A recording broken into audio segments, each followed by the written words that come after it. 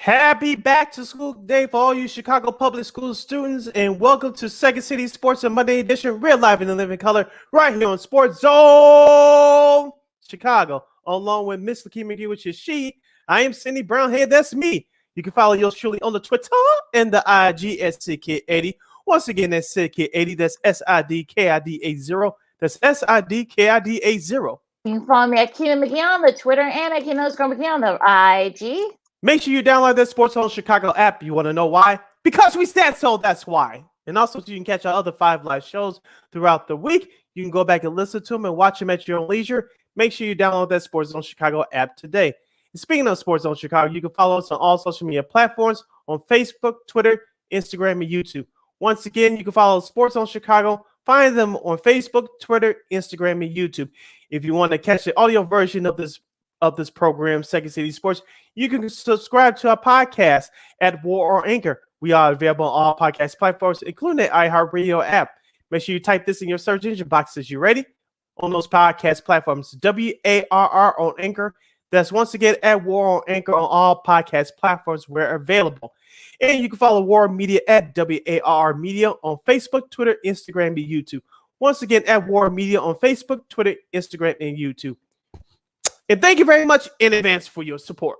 Like, share, subscribe, and tell your friends. We are unapologetically fun, and we have very definite opinions. If you have any definite opinions during our 2-hour extravaganza we call a Sports Talk Radio Show, you can go to Sports Zone Chicago's Facebook page or Sports Zone Chicago on YouTube. Type in your questions or comments in the comments section. Lakeena will get them up on the screen for you. But if you decide to troll and or do something stupid, I'll give you the Lakeena football to give you fools to build and build boot. Bye-bye. I love when she says that. Before we begin, we'd like to remind you that Sports Zone Chicago, you can catch us also now on Roku TV. That's right. Sports Zone Chicago is now available on your Roku television. That's right. Let's celebrate because Sports Zone Chicago is now on Roku. If you already have a Roku television, just click on the sports folder and download that Sports Zone Chicago app today. If you don't have a Roku TV, that's okay. I know you have a streaming device or streaming devices laying around somewhere. Your iPad, iTouch, iPhone, Chromebook, or your laptop. Just go download that Roku TV app and go to the sports section and download Sports Zone Chicago that way. So you can catch all of our programming live, indoor, or demand, 24 hours a day, 7 days a week, and 365 days a year. Get with the program. Sports Zone Chicago is now available on Roku TV. Nice. All right, Sid, we got a busy show coming up today. Yes, we do. Yes, we do, and I love it. Yes, so that's how we like it. Dave Revsine for the Big Ten Network will be joining us in a little bit to talk some college football. Some teams are actually going to be starting their season this Saturday coming up. So week 0. Yes, Big Ten, and also too a little bit of national stuff as well. Also too, one of the first guys that came on my show when I first started doing this many years ago, Antwan Staley. He just started his new gig over at the New York Daily News as their Jets reporter. He'll be previewing the AFC East as we continue our NFL divisional previews. And Miami, maybe we'll prick his brain a little bit of college football as well. Yeah, so that's our guest menu for today. So stay tuned because we're going to give you a hot show as always right here on Second City Sports, right here on Sports Zone Chicago. Lakeena, let's kick off this show by discussing baseball. Let's start with our local teams. The Chicago White Sox, yesterday's game got rained out. There was some fishy stuff going on there. I don't know how much time we have left to get into that. But Dylan Cease was supposed to pitch yesterday, but that didn't happen. He'll pitch on Tuesday when the Sox start their series against Baltimore. Of course, the Sox will have a makeup game less than 45 minutes from now against the Kansas City Royals. The Sox are 62-59 on the season. They split their now 2-game weekend series against the Cleveland Guardians after splitting their series against the Houston Astros last week at home during that 4-gamer. The White Sox had a chance to steal the first game. Lance Lynn pitched well, but Tristan McKenzie said, "No way, I'm going to strike out career high 14 batters in a nightmarish 7th inning that occurred." So the Guardians took the opening game of that series 5-2. But Johnny Cueto pitched his tail off and to help the Sox beat the Guardians on Saturday night by the score of 2-0. Lakeena, we talked about this all year. We have to start off this segment by talking about it again today. Yasmani Grandal, who's injured, he'll be out for 2 weeks. He injured, the White Sox are calling it a left knee contusion, but if you saw that play closely, I had it out on my Twitter. The Cleveland Guardians broadcast team said at first that you saw it up up close and personal. It was that left ankle that gave way, which the pain shot up to his knee after he was sent around home plate by third base coach Joe McEwing. And Lakeena, you don't have to be a baseball wizard to know that was the wrong move to make. Yasmani Grandal is already struggling with injuries. He's slow as yours truly, and that play was disaster from the word go. Yeah, it's sort of, yeah. I actually had the game in the background. I was kind of like looked up and I saw what was going on. He kind of like, Gradal kind of like just, I think just maybe just stepped on something. I think he slipped and then like I guess he injured his ankle and then it went up to his knee. Luckily for the White Sox, thankfully it wasn't as serious as it initially looked. So you'll take the 2 weeks off now. Unfortunately, because of the playing conditions of that Progressive Field and such, and unfortunately, since the White Sox had a makeup game today against Kansas City, which is probably one of the reasons why they were actually gonna maybe have it on maybe about 3 or 4 o'clock, but it kept raining. It was raining on and off. That's kind of how it was here in Chicago most of the weekend. It was raining on and off, and the play conditions there were just, I guess where's Roger Boston when you needed him over there in Cleveland? So, but yeah, look, you'll take it. I mean, you will probably make it up, perhaps before the season, or what it could very well end up being for the division. You take the splits, go to Kansas City, try to make up that game because you didn't do well the last time. You didn't fare very well the last time you guys were in Kansas City. So hopefully the Sox can kind of get that game going today, especially with Cease, pitching today. So hopefully that helps. But I think, look, just imagine where this team would be if Cueto wasn't on the team. This team would probably be way out of the division. So yeah. I think Cueto is probably the MVP of the team this year. He's kind of like getting a little bit of fire into it. Liam Hendricks even admitted it. So, that's kind of how it is. But yeah, I mean, look, you take the split. You try to win this game again today against Cleveland, and against Kansas City, and just try to get out of there. Actually, it looks like Kopech is starting today. It looks like versus Daniel Lynch. So. You get Cease the rest a little bit. He'll pitch tomorrow against Baltimore. You're probably gonna need him because Baltimore is starting to. I know they've had their struggles, but we'll get to them in a second. But yeah, I mean, you take the split and just try to get out of there, and I don't know. We're right back to where we were, I guess. Also, too, we're giving flowers to Johnny Cueto, and rightfully so. Let's give some flowers to Elvis Andrus, who was signed by the White Sox the other day. And did you see how the White Sox scored that second run of the ball game on Saturday after that disastrous play involving Grandal? It was a wild throw. Elvis Andrus looked up, baseball awareness, and he stole home plate and scored the second run of the ball game. It turned out to be a huge run as the White Sox won the game on Saturday night. Plus, Elvis Andrus, the former Texas Ranger and Oakland Athletic player, he also brings the defense as well. He had a key hit on Saturday as well. I think that which led up to the Grandal play, which was disastrous. But Elvis Andrus, I like the way he brings his defense. You saw in a couple of double play combinations on Saturday, plus with that heads up play to score the second run of the ball game. He even keep that up. This is going to be a huge addition for this White Sox team. I know Rick Hahn signed him. I'm not going to give him all the credit, but Elvis Andrus, with his baseball awareness and the presence that he brings to that clubhouse, has already paid off dividends thus far.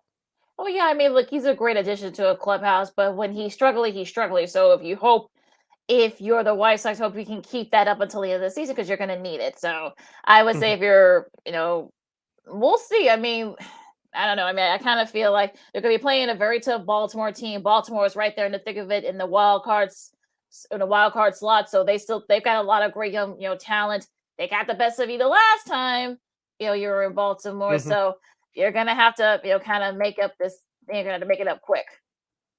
Yeah, as we said on Friday, for the White Sox to get on the road, you have to You have to beat Kansas City today, and then take care of business against Baltimore. I know that season high winning streak was 5 games, which was broken last week, but you got to get on another roll again. We'll get to what happened with Minnesota in just a moment, but as we said on Friday, at worst, take 2 out of 3 in Baltimore. You perhaps put a dent into their playoff hopes, to perhaps knock them out. And so this is a big test for them to finish up this road trip for this coming week before you come home before a big home series against Arizona, then the following week against Kansas City, and then Minnesota on Labor Day weekend. So every game is important from here on now. And let's just hope that they can still keep that intensity and keep that fire going in that clubhouse. Time is running out. I've been hearing this, they got an easy schedule. Well, so far it hasn't been doing very well. You're kind of right there at 500. So hopefully I can figure this out. Now let's go to the north side for a second. And Cubs, you can take 2 out of 3 from the Brewers. I mean, kind of like giving them a little bit of a jab at their playoff hopes as well. Unfortunately, Keston Hiura had homered twice off. Rorick did not have his best showing, so unfortunately they got the best of that. But they won a thrill on Saturday. The Cubs did in the 11th, and thanks to Mr. Jose Contreras. I think that was sort of like a fun game and such. Also, there was another fun game on Friday. Patrick Wisdom and Christopher Morel, both homered. It was snapping a fifth. They ended up winning 5 in a row, but then of course the guy snapped on last night against the Brewers. But look, I think if you're a Cubs fan, you gotta be feeling really encouraged. I mean, this is a fight. They're gonna fight until the end, but they got a tough schedule in these last few weeks. I'm sure they would love to play spoiler for some of these teams and kind of like put a dent in some of these hopes. I mean, they did with the Brewers, winning 2 out of 3. Yeah, and look at that performance by Justin Steele yesterday, Lakeena. Just that the bullpen couldn't hold it for the Cubs, and actually the bullpen's actually been doing okay these ever since the All-Star break, and so they had a minor setback yesterday. But you talk about the young players on this team with Christopher Morel and Patrick Wisdom and Nico Horner, who I believe they should keep, by the way, as your cornerstone at second base. Those guys are showing up. Those guys, as we mentioned before, they are playing hard for David Ross, learning the fundamentals of the game. They learning on the job, and they just don't have enough talent right now. But you cannot accuse them for a lack of effort, because that's not this Cubs team. Look, Wilson Contreras, he may not be back with them next year. I'm not betting on it either, but he's making his last few weeks in the Cubs uniform memorable. I'll tell you that right now. Like you said, what he did, especially on Saturday with his second game-winning career hit against the Brewers. Yeah, sort of like an interesting kind of like little tidbit there about that one. It was the first comeback for the Cubs when trailing in the 9th inning earlier this season. Entering today, the Cubs were 0 for 60. During the the only winless, only the Nationals are still the winless team. They're coming with walk-offs now after trailing in the 9th or later. So a nice little sort of like get back there. But it's going to be, like I said, it's going to be interesting to see what happens here. Like I said, I don't think Jed Hoyer knows what he wants to do. So I think we'll just have to wait and see. They start their series against St. Louis tonight. So I'm sure they've had St. Louis as number 2, so they were kind of giving them fits. So it's going to be interesting to see what happens there. Now, what caught your eye this weekend in MLB? I'll say for me, it's that Yankees Jays series. I mean, the Yankees won yesterday. Did they needed that. I mean, they lost like 7 of their last 8, and were on the brink of getting swept. Thankfully, they were able to get out of that. And I mean, like, look, like I said, I'm not saying that the Yankees Yankees fans should panic. Garrett, there was like some things that went on there, but in that game yesterday, if you guys saw it. But yeah, it's I mean, I'm not saying that Yankees fans should panic, but Toronto's still right there. They're the better hands out. They're only 8 back now. So are the Rays as well. So it might be time for Yankees kind of like look back a little bit. And the pitching has been very good, and the hitting has been. I think it's been the hitting that kind of like have saved this team so far. But unfortunately for the Yankees, I mean, it's just not good. You thought you run away with the AL East, but now you're kind of falling back into it, and you're right there, like having to clearly like hang on to that lead. Yeah, and also congratulations to Paul O'Neill, who was honored by the Yankees yesterday with his number 21 jersey retired before yesterday's game. For me, that water cooler. Look at it though. It's all over the airways. But yeah, one of the Yankees trainers actually got him a cooler. Of course, we all know how he feels about water coolers. You guys look it up too. But yeah, it was actually pretty funny. And also, too, I know this series wraps up tonight with the 4-game weekend wraparound, but the Texas Rangers taking 2 out of 3 in Minnesota against the Twins. I know that was good news for Sox fans. I actually watched some of that game yesterday, and the Texas Rangers, like other teams, like you mentioned, like the Cubs, they try to play spoiler this time of year. I know people are looking at schedules with the contending teams. Those teams below 500, they have something to play for too, and that's called pride, and they can put a dent into your playoff hosts. They will do that. We see it every year, Lakeena, and that Texas Minnesota series is no different. And also, too, you have to look at the series between the Brewers and the Cubs. And we talked about the Cubs taking 2 out of 3 at home against Milwaukee, and you see another example of that. Also, too, the affected the NL Central. The Cardinals on a long winning streak. They sweep the Diamondbacks this weekend. Something the Sox should do this coming weekend at home, but we'll get to that when it counts. But the Padres bounced back, winning the series at home this weekend against the Washington Nationals. Josh Bell hit his second home run as a member of the Padres. Juan Soto continues to do his thing. Hopefully, the offense will catch up with their starting pitching. Their bullpen needs some work, but outside of that, hopefully, like if you're a San Diego fan, everything will start clicking together. Well, and unfortunately for them, the Dodgers did what they're supposed to do, and they swept the Marlins. So that they really didn't, pick up any ground there. So, it's unfortunate there. But yeah, I think they're starting to, find their groove. They're probably going to end up getting one of the wild card spots because it looks like the Dodgers are going to run away, have rode away, hit in that. Are hiding in that NL West, so it's unfortunate there. Now, congratulations to Albert Pujols, since we're giving the congratulations. He hit his 691st career home run in 6,137 total bases. That's past the state mutual for the second most in MLB history. He only trails Hank Aaron for the most total bases in MLB history. So, congrats to him. Still doing his thing at 40. It's just amazing and helping kind of, sort of be kind of like in the driver's seat with the Cardinals in that NL Central. So definitely, showed a little bit of a fountain of youth there. The Mets took 3 out of 4 from the Phillies, kind of like, putting a cushion there. But the Braves still right there, 4 back. I know the Phillies, they took a couple of steps back in the NL wild card. But they need to kind of like get things going there as well. So a lot still to figure out in like a lot of these races. Yeah, also in the Little League Classic game last night, Baltimore beat Boston 5-3 to take 2 out of 3 in that series. And also, too, Lakeena, your Seattle Mariners, I watched the last couple of innings of that game yesterday. You lose 2 out of 3 to Oakland, in Oakland. Yeah, that's not good. That's a killer.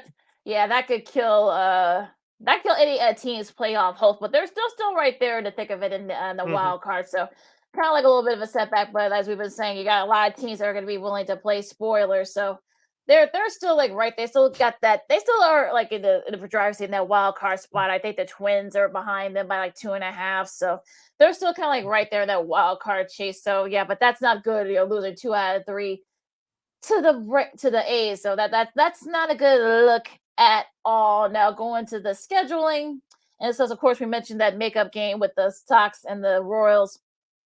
That's in about a half an hour at 1:10. You got Atlanta and Pittsburgh, Cincinnati and Philadelphia. Philadelphia hoping to bounce back there. John Hamm, I guess, was trying to be funny because I guess the Mets and Yankees are going to be facing each other. And thankfully for the Yankees, they actually won that game. It's kept from getting swept yesterday against Toronto. They start their mini Subway series. The Angels and the Rays. Rays have been playing a little bit better lately. Texas and the Twins. The Twins are hoping to kind of go sort of like get some of that. That's a wrap-up series for them tonight. Yep. Yeah, so hopefully they can kind of, if you're, the Twins, you want to try to get that game, get a little bit of a cushion there. Of course, we talked about St. Louis and the Cubs. They start their series. The Marlins continue their West Coast road trip against the A's. That's on ESPN Plus. And wrapping up, tonight's slate, you got Milwaukee and the Dodgers. Should be interesting in that series. In the other series that starts tomorrow, Tuesday, you have the San Francisco Giants traveling to Detroit to take on the Tigers, a rematch of the 2012 World Series. And then you have Toronto at Boston, big series for both teams. Of course, the Cubs and the Cardinals will play a doubleheader tomorrow at Wrigley. The Twins and the Astros will start a big 3-game series down there in Houston, a bigger series for the Minnesota Twins. If you're a Sox fan, you room for Houston. Justin Verlander will pitch the opening game of that series tomorrow. Then you have Texas at Colorado. Cleveland and San Diego. If you're a Sox fan, you cheering for San Diego, and the Nationals at your Seattle Mariners, Lakeena. So those are the series that'll be starting up this week, today and tomorrow. All right, so we got to take a really quick break. We're going to switch gears here and talk some college football. As week zero coming this weekend, like we said. So we're going to talk some Big Ten football with one of our faves, the king of the Big Ten Network, Dave Russell, will be joining us in a couple of minutes. Sydney Brown, Lakeena McGee. Jam-packed show coming up this Monday. We're going to start it with Dave Revsine after this. Second City Sports on Sports Zone Chicago. Progressive presents the Sports Flash on the Sports Zone Chicago. Light day around baseball today. Cleveland at Detroit. The White Sox visit Kansas City. The Cardinals are at Denver. The Astros host the Rangers. The Red Sox at home against the Orioles. The Cubs take on the Reds in the Field of Dreams game in Dyersville, Iowa. The NFL preseason kicks into high gear this week. Tonight, the Giants visit the Patriots while the Titans head to Baltimore. Tomorrow, the Falcons visit the Lions. The Browns are at Jacksonville. The Jets visit the Eagles. The Cardinals at Cincinnati. The Packers are on the road at San Francisco on Saturday. Carolina at Washington. Kansas City at Chicago. The Bills host the Colts. The Bills the current favorite to win the Super Bowl. The Seahawks visit the Steelers. It'll be the Dolphins at Tampa. The Texans hosting the Saints. The defending Super Bowl champion Rams battle the Chargers at SoFi Stadium. Denver at home against the Cowboys while the Raiders host the Vikings. For lightning fast sports updates, download the Score app. It's free and one of the most popular sports apps in North America. I'm Chuck Sanders. That's the Sports Flash on the Sports Zone Chicago. With our newest unlimited plan, everyone's welcome. Introducing Welcome Unlimited from Verizon for just $30 a line per month for 4 lines with autopay plus taxes and fees. Our best priced unlimited plan ever. Did he say $30? Yep, $30 a line for the whole family. The network you want, the price you love. Switch to Verizon today. Paper-free billing required. Unlimited 5G nationwide 4G LTE. In times of congestion, your data may be temporarily slower than other traffic. All smartphone lines on the account must be on Welcome Unlimited and are eligible only for select promotions. Includes domestic talk, text, and data usage only. Data roaming at 2G speeds. If this were a Reese's TV ad, you'd be staring at a Reese's peanut butter cup. And sure, my voice is peanut buttery smooth, but still, you need to see the peanut butter cups, right? No? I can really just say Reese's and you'll go get some? Okay. Reese's. Reese's. Reese's. Really working, actually. Reese's. Reese's. I'm on to something. Reese's. Reese's. Reese's. Reese's.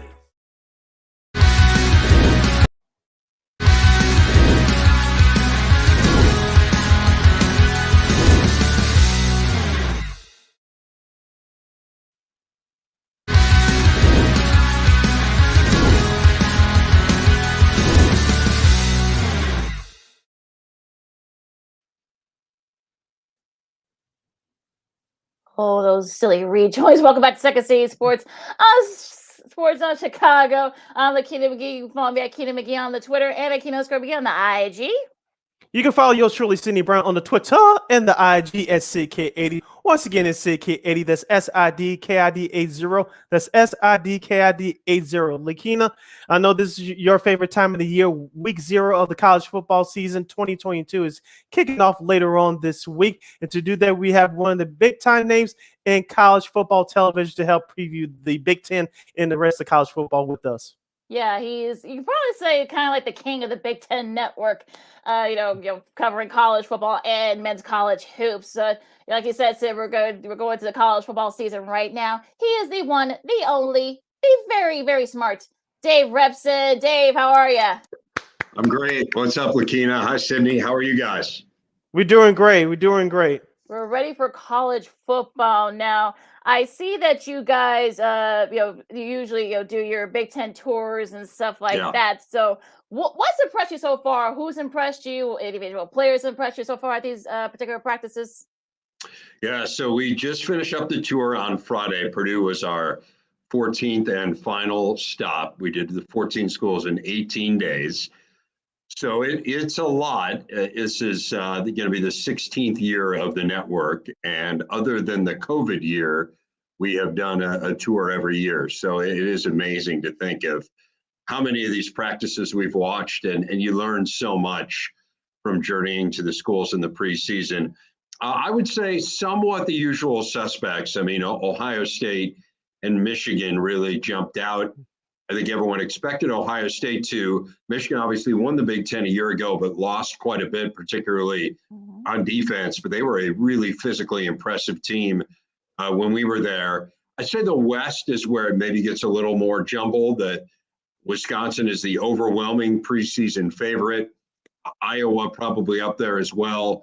But I'd say our group was really impressed with Minnesota and Purdue as well. And I don't think any of us would be surprised, myself or Joshua Perry or Howard Griffith or Jerry DiNardo, if one of those two schools were to win the West.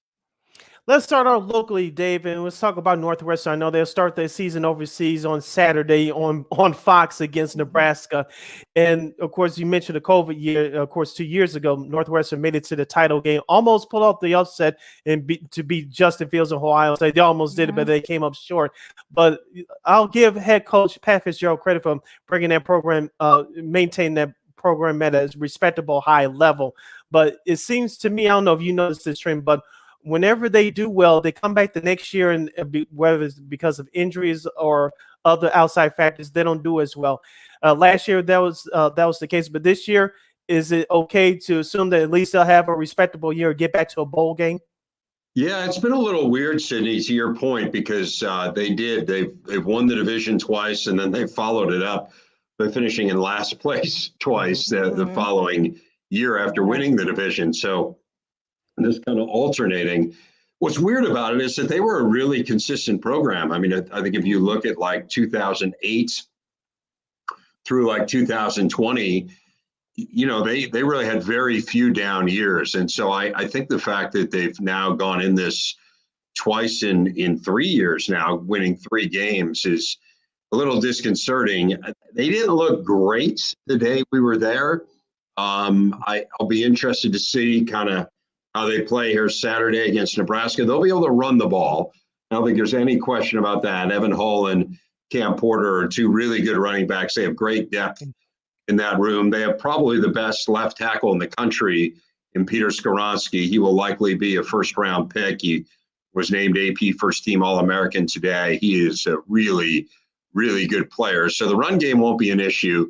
Where they have struggled is quarterback. And you know, they had Clayton Thorson for 4 years, and he was really good. And then they had a down year where Hunter Johnson, the Clemson transfer, had a really rough year. And then they brought in Peyton Ramsey from Indiana and won the division. And then last year were kind of, you know, Johnson again and Ryan Helinski, and it kind of didn't work out. Didn't look great at quarterback the day we were there. And then the other big issue was the retirement of Mike Hankwitz, a longtime defensive coordinator who was, I think, one of the most unheralded coaches in the country. They hired Jim O'Neill, who's a guy with some NFL experience, but hadn't really been successful in the NFL. And that defense went off a cliff last year. So we'll see, you know, whether they're kind of at that level. I think a realistic goal for Northwestern this year is, can you get back to a bowl game? I think that would be a successful year. I don't see them as a team that can win the division. No. Let's talk about Nebraska for a second, Dave, because it seems like Scott Frost, nothing can go right for him at that program, you know, since he got back there, which is unfortunate. I know they just named Casey Thompson, who is the Texas transfer, their starter, and they've got the coolest Crawford, who actually probably has the coolest name, no pun intended, in college football. So what do you think? I mean, can they at least try to get to a bowl game at the very least, Nebraska?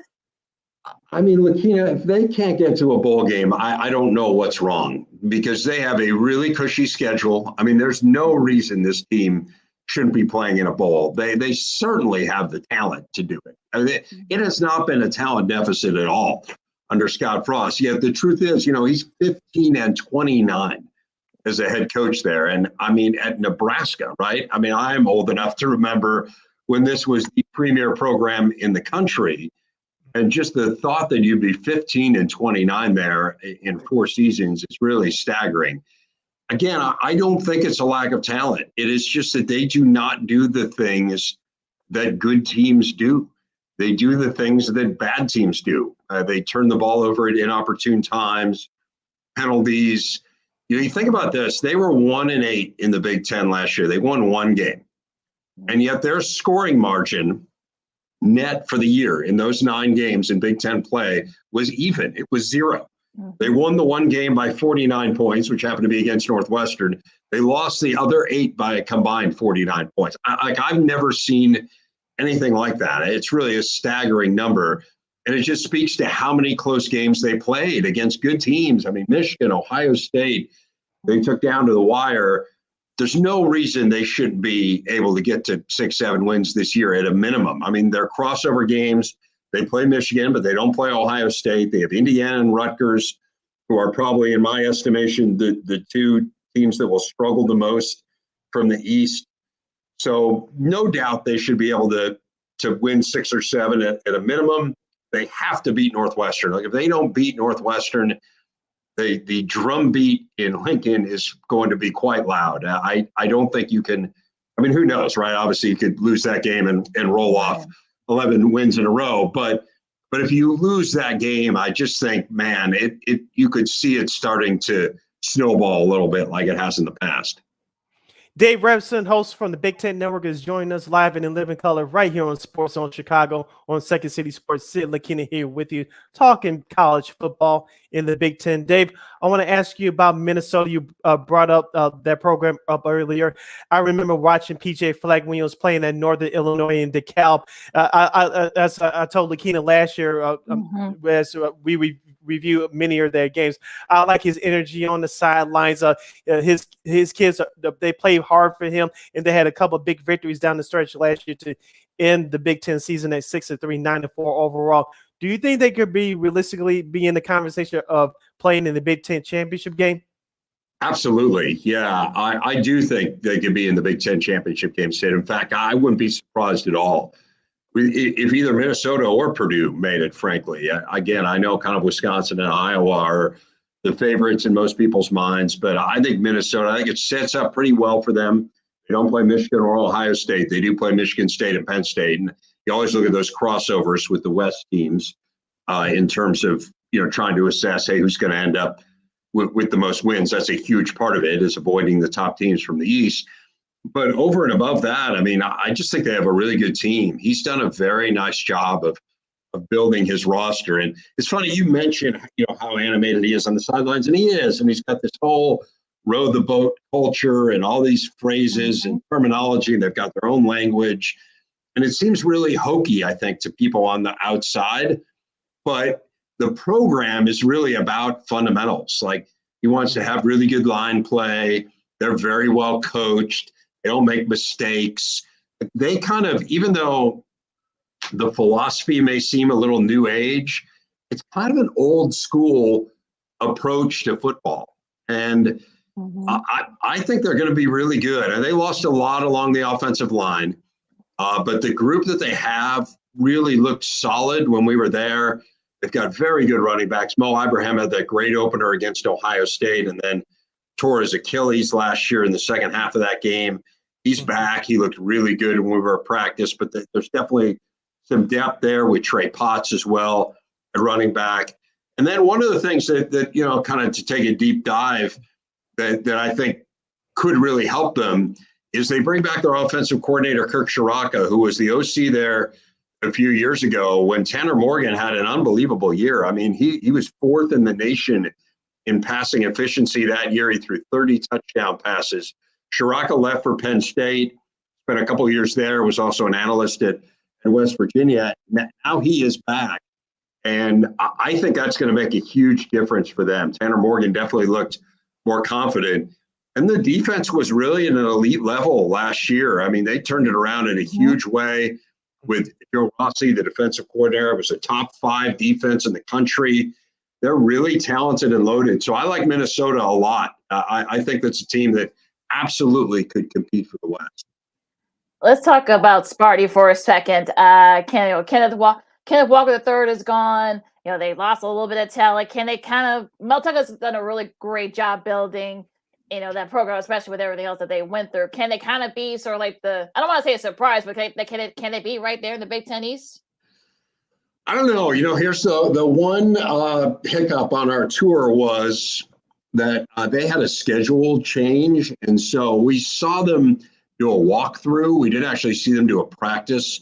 So it's a little bit harder to gauge Michigan State than the other 13. We spent a lot of time with Mel, and he's really apologetic about us not really being able to watch a full-fledged practice and really talk us through a lot of stuff. There's a lot of things I like about Michigan State that are known commodities, including this suburban Chicago connection, which I think is pretty cool, with Peyton Thorne and Jaden Reed, who played together in high school and played together all the way back in youth football, but grew up in Naperville. And, the two of them are really dynamic. Thorne had a record-setting year last year. Jaden Reed is a big play guy. So that helps them a lot to have that kind of experience back. Kenneth Walker, who you mentioned, moves on. He won the Doak Walker Award as the nation's top running back. They brought in 2 transfers in Broussard, who comes from Colorado, who is a Pac-12 co-offensive player of the year and a really good player. And then Jalen Berger, who was at Wisconsin as well. So between those 2, Mel felt pretty confident. Maybe it won't be at the Kenneth Walker level, but that they'd still be really good. The other issue to me is defense. I mean, no team in the country gave up more passing yards per game than Michigan State last year.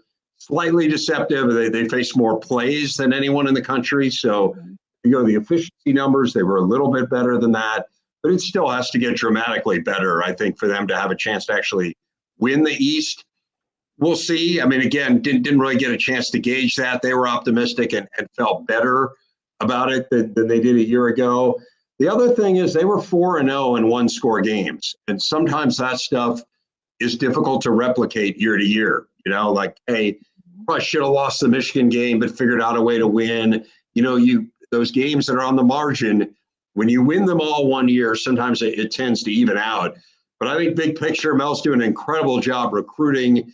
He has embraced NIL. He has embraced the portal. It's just, hey, this is part of what it is. And the portal taketh and it, giveth and it taketh away. And, kind of this is the way you're going to have to run your program in 2022. So I think they'll be right there. I just can't say for sure they're at the level of Ohio State or Michigan. We're halfway home with Dave Revsine of the Big Ten Network right here on Second City Sports Zone Chicago. We're live and in living color. Sid Lakeena here with you talking college football. Dave, I'm a break protocol right here, but I'm going to ask you about the Michigan Wolverines, the football team. John Harbaugh, the pressure was kind of off of him last year as they got to the college football playoff before losing to Georgia in the national semifinal. 2-part question here. One, does he finally have the quarterback that he needs for Michigan to take that next step?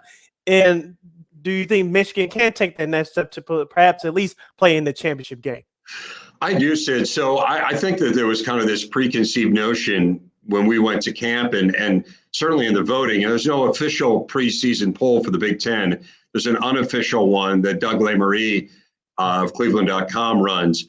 And it was unanimous. There are 36 votes, I think, and all 36 voters picked Ohio State not just to win the East, but to win the Big Ten. I don't think it is that certain at all. I think Michigan is right there with Ohio State. The big question is, how do you replace Aiden Hutchinson and David Ojabo?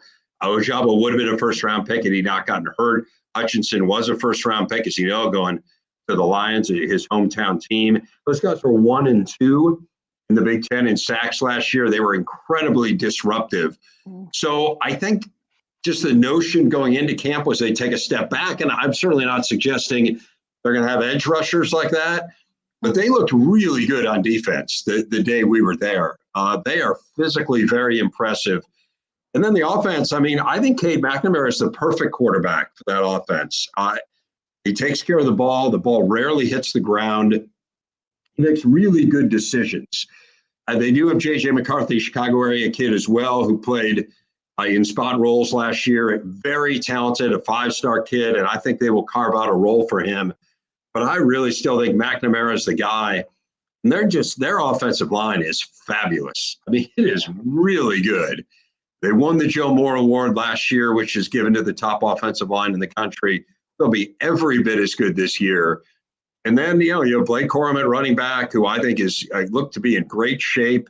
They're incredibly deep at wide receivers, so much so that Mike Sainristil has been a good Big Ten receiver. They moved him into the secondary because they just felt like he could help them more there, even though he's been very solid at receiver. Ronnie Bell comes back healthy. They have maybe the best tight end in the Big Ten in Eric All. I think Michigan's going to be right there with Ohio State. Let's go a little bit further to the bottom of the Big Ten with Illinois. I know, with Brett Bielema back, starting to get those, local guys from Chicago and beyond. Can Illinois perhaps maybe? I know Illinois was close in a couple of games. They lost some games that they probably shouldn't have. What about Illinois? What's your assessment with them? Really liked them. They were very impressive in camp. I think Brett's got it headed in a great direction. You think about last year. I mean, they went 5-7. They came one game away from being bowl eligible, but they beat 2 ranked teams on the road. First time they'd done that in 20 years. Of those 7 losses, 5 of them were by 10 or fewer points, so they were very competitive in a year where he inherited someone else's roster, and it wasn't a good roster that Lovie Smith had assembled, frankly. They turned it around on defense right away. I mean, they went from 97th in the nation in scoring defense to, I want to say, 29th. So that's a huge jump to make in a short period of time. Again, when you're not able to overhaul the roster, Brian Walters, defensive coordinator, is going to be a really hot name. He has done a marvelous job, and I was impressed with their talent. And then I think people will like their offense. Again, we didn't really get a great chance to see it when we were down there. I think kind of knowing our cameras were there, maybe had Brett playing it a little closer to the vest. But if you study Barry Lunney, who he brought in as his coordinator, it's going to be a little bit different than a Brett Bielema offense looked at Wisconsin or at Arkansas. I don't think they're going to be as run heavy. I think they'll be a little bit more up tempo. Again, if you go by Lunney's history, I think they're going to be a really fun team. I think it's just a matter of time. There should be a bowl team this year. I think they've got a pretty good schedule. Certainly very winnable non-conference schedule, starting with the game against Wyoming on the Big Ten Network on Saturday. And I think this program's headed in a really good direction. Another program we haven't talked about yet was Penn State, and head coach James Franklin has brought respectability back to Penn State now. The last couple of years has been a kind of a struggle for him. Of course, last year they finished up with a record of 7-6 overall. What is going to take for them to perhaps get not to the college football playoff, because I don't think they're that good, but what intangibles do you think that Penn State needs to have a respectable season to win at least 7 to 8 games, having like an 8-2 record or somewhere around in there? Yeah, I mean, you think about last year, this is a team that got as high as number 4 in the nation. I mean, they started 5-0. They won that game against Auburn, which I think was, at least it was a big national showcase game. It turned out, maybe Auburn wasn't that great. And they beat Wisconsin, right out of the gate. And that was a huge win for them. And it just kind of felt like, okay, they're on a good path here. A couple things happened. First of all, Sean Clifford got banged up, and he was not the same quarterback after his injury. The other thing is they just couldn't run the ball. And when you're asking kind of, well, what will it take? It will take a running game. I mean, they're 118th in the nation in rushing offense a year ago, 118th. Their longest touchdown run last year was 7 yards. 7 yards. I mean, think about it. Like, that's staggering when you think about Penn State and its history. So they need to figure out a way to run the ball. They got a great recruit, Singleton, who was the Gatorade National Player of the Year at running back. They actually had 2 running backs who jumped out at us, not just Nick Singleton, but also Katron Allen when we were there. So I think the talent's there in the backfield. The issue really is offensive line. And just for whatever reason, they have not had a great offensive line. Really, since the sanctions were handed down, they were really hit hard there. They've just never been able to rebuild it. So I think that becomes kind of the first challenge for James Franklin. And then he brought in Manny Diaz, an experienced defensive coordinator, but they have to replace a lot of star power in that defense. I think they'll be really good in the secondary, but we'll see how they do in that front 7. It doesn't feel like they're at the level of Michigan and Ohio State, but they recruit pretty close to that level. So we'll see what happens here. James Franklin got a nice 10-year contract extension, and this is a program that should be at that level, and I'll be interested to see if they can start getting it back there this year. Plus, they got PJ Mustipher, who I love, hoping to bounce back from an injury last year. So hopefully, get back there in the high draft, NFL draft, be right up there for scouting. Let's talk about the elephant in the room, I guess, in the Big Ten. Of course, UCLA and USC will be joining the conference next year. What do you think about it? How do you think this will affect? I mean, are we going to be dealing with like 9 a.m. kickoffs for football and such? I mean, like, what do you think? What's your kind of like your synopsis of all this?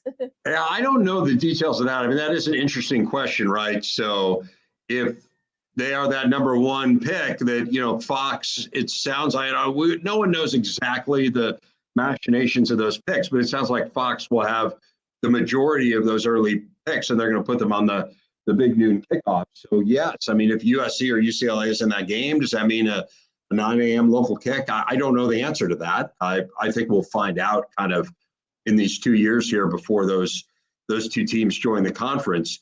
But it's exciting for us. I mean, for anyone associated with the Big Ten, to add programs of that stature, historically really good programs, not just in football, but I mean, obviously UCLA has been a great basketball program. USC was one win away from a Final Four in basketball a couple of years ago. And then their Olympic sports at both schools are off the charts. They're number 2 and number 3 all time in team national championships, won behind only Stanford. So it's a great add for the Big Ten, not just in football, but across the board.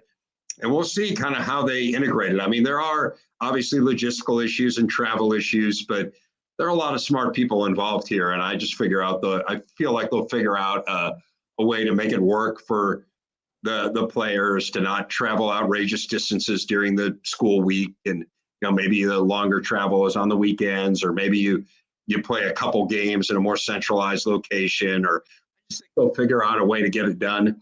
But big picture, it is huge for the Big Ten, and it's great for us. The Big Ten Network is, again, the home of a lot of football and basketball, but also the home of a lot of Olympic sports as well. Last question from me, Dave, regarding the Big Ten expansion. I know the interview with the Big Ten Commissioner Kevin Warren is supposed to run tomorrow on HBO with Brian Gumber and Real Sports. And I'm just paraphrasing here from the articles that I read over the weekend.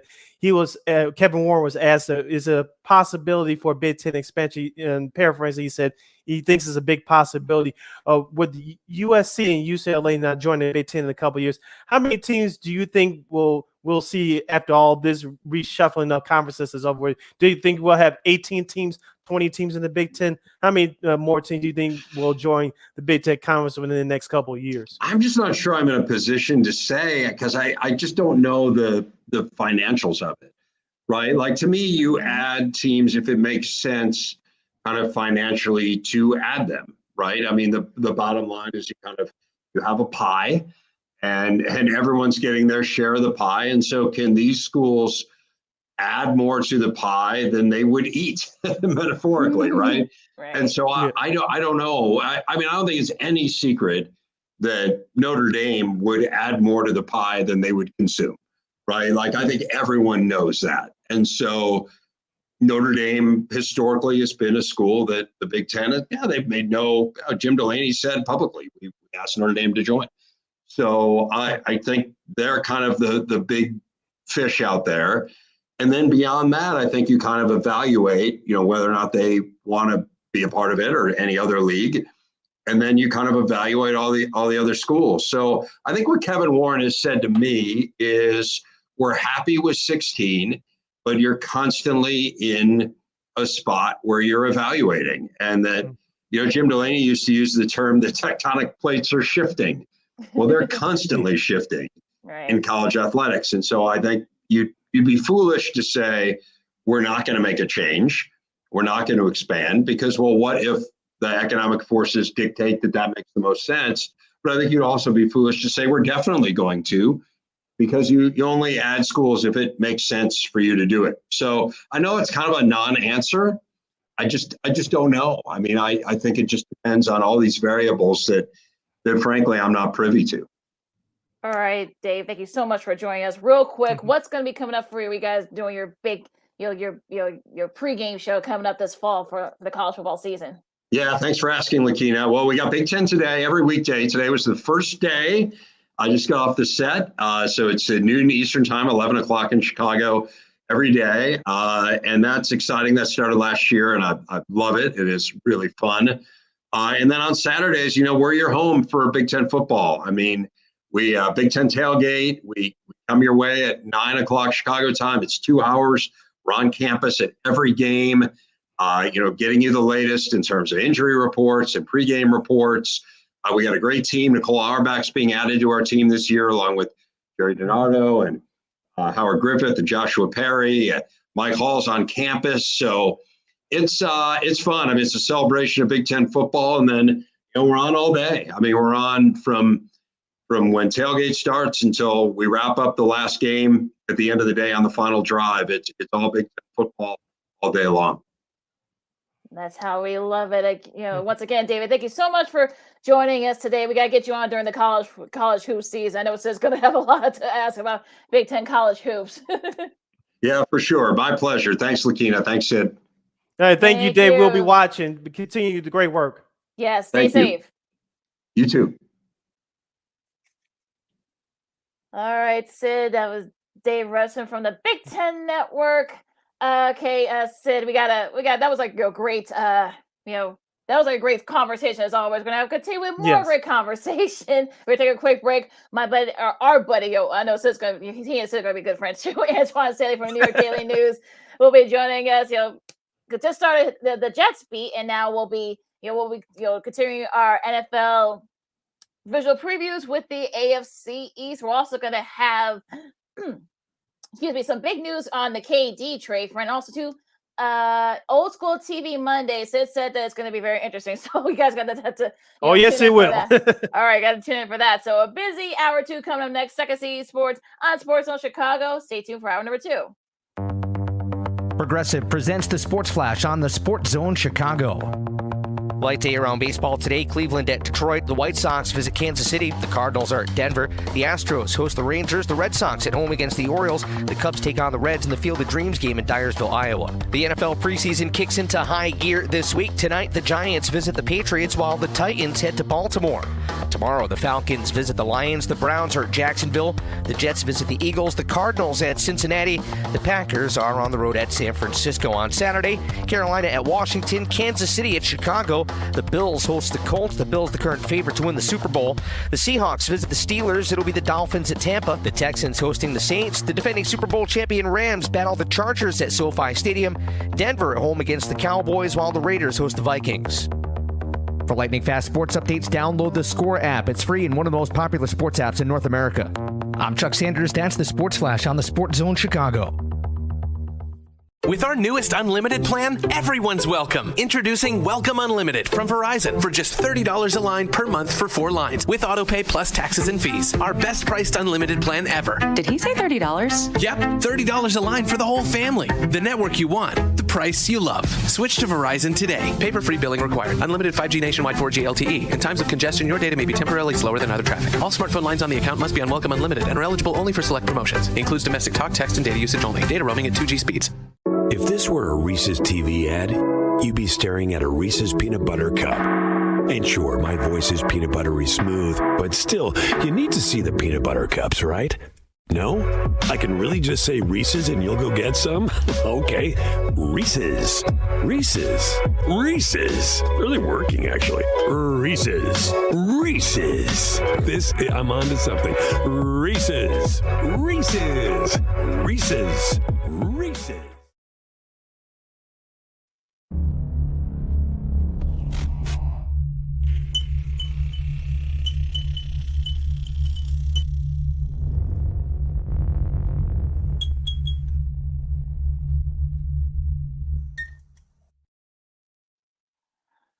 All right, welcome back to Second City Sports on Sports Zone Chicago. My name is Lakeena McGee.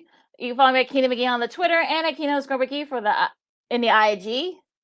You can follow yours truly, Sydney Brown, on the Twitter and the IG at SidKid80. Once again, it's SidKid80. That's SIDKID80. That's SIDKID80.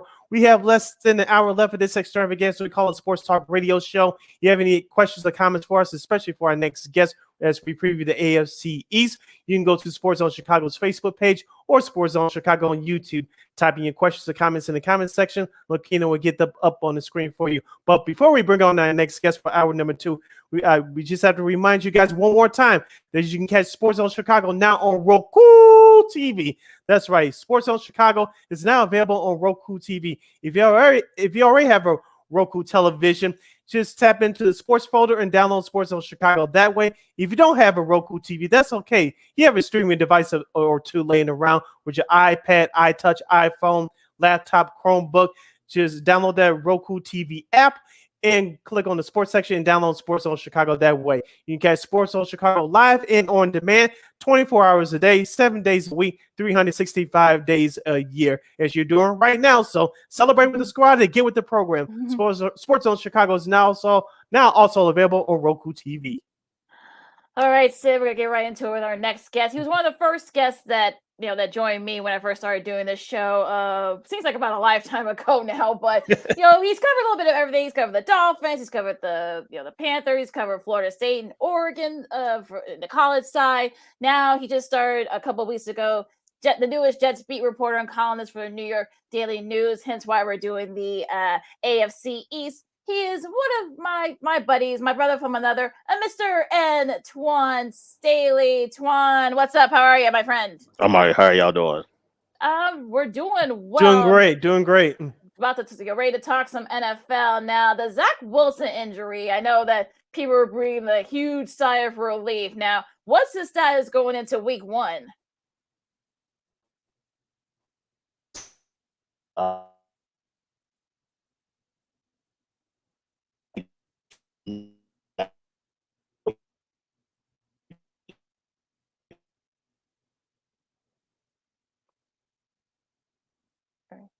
Right, Twan, can you say it again? We went in and out there. Can you repeat what you said?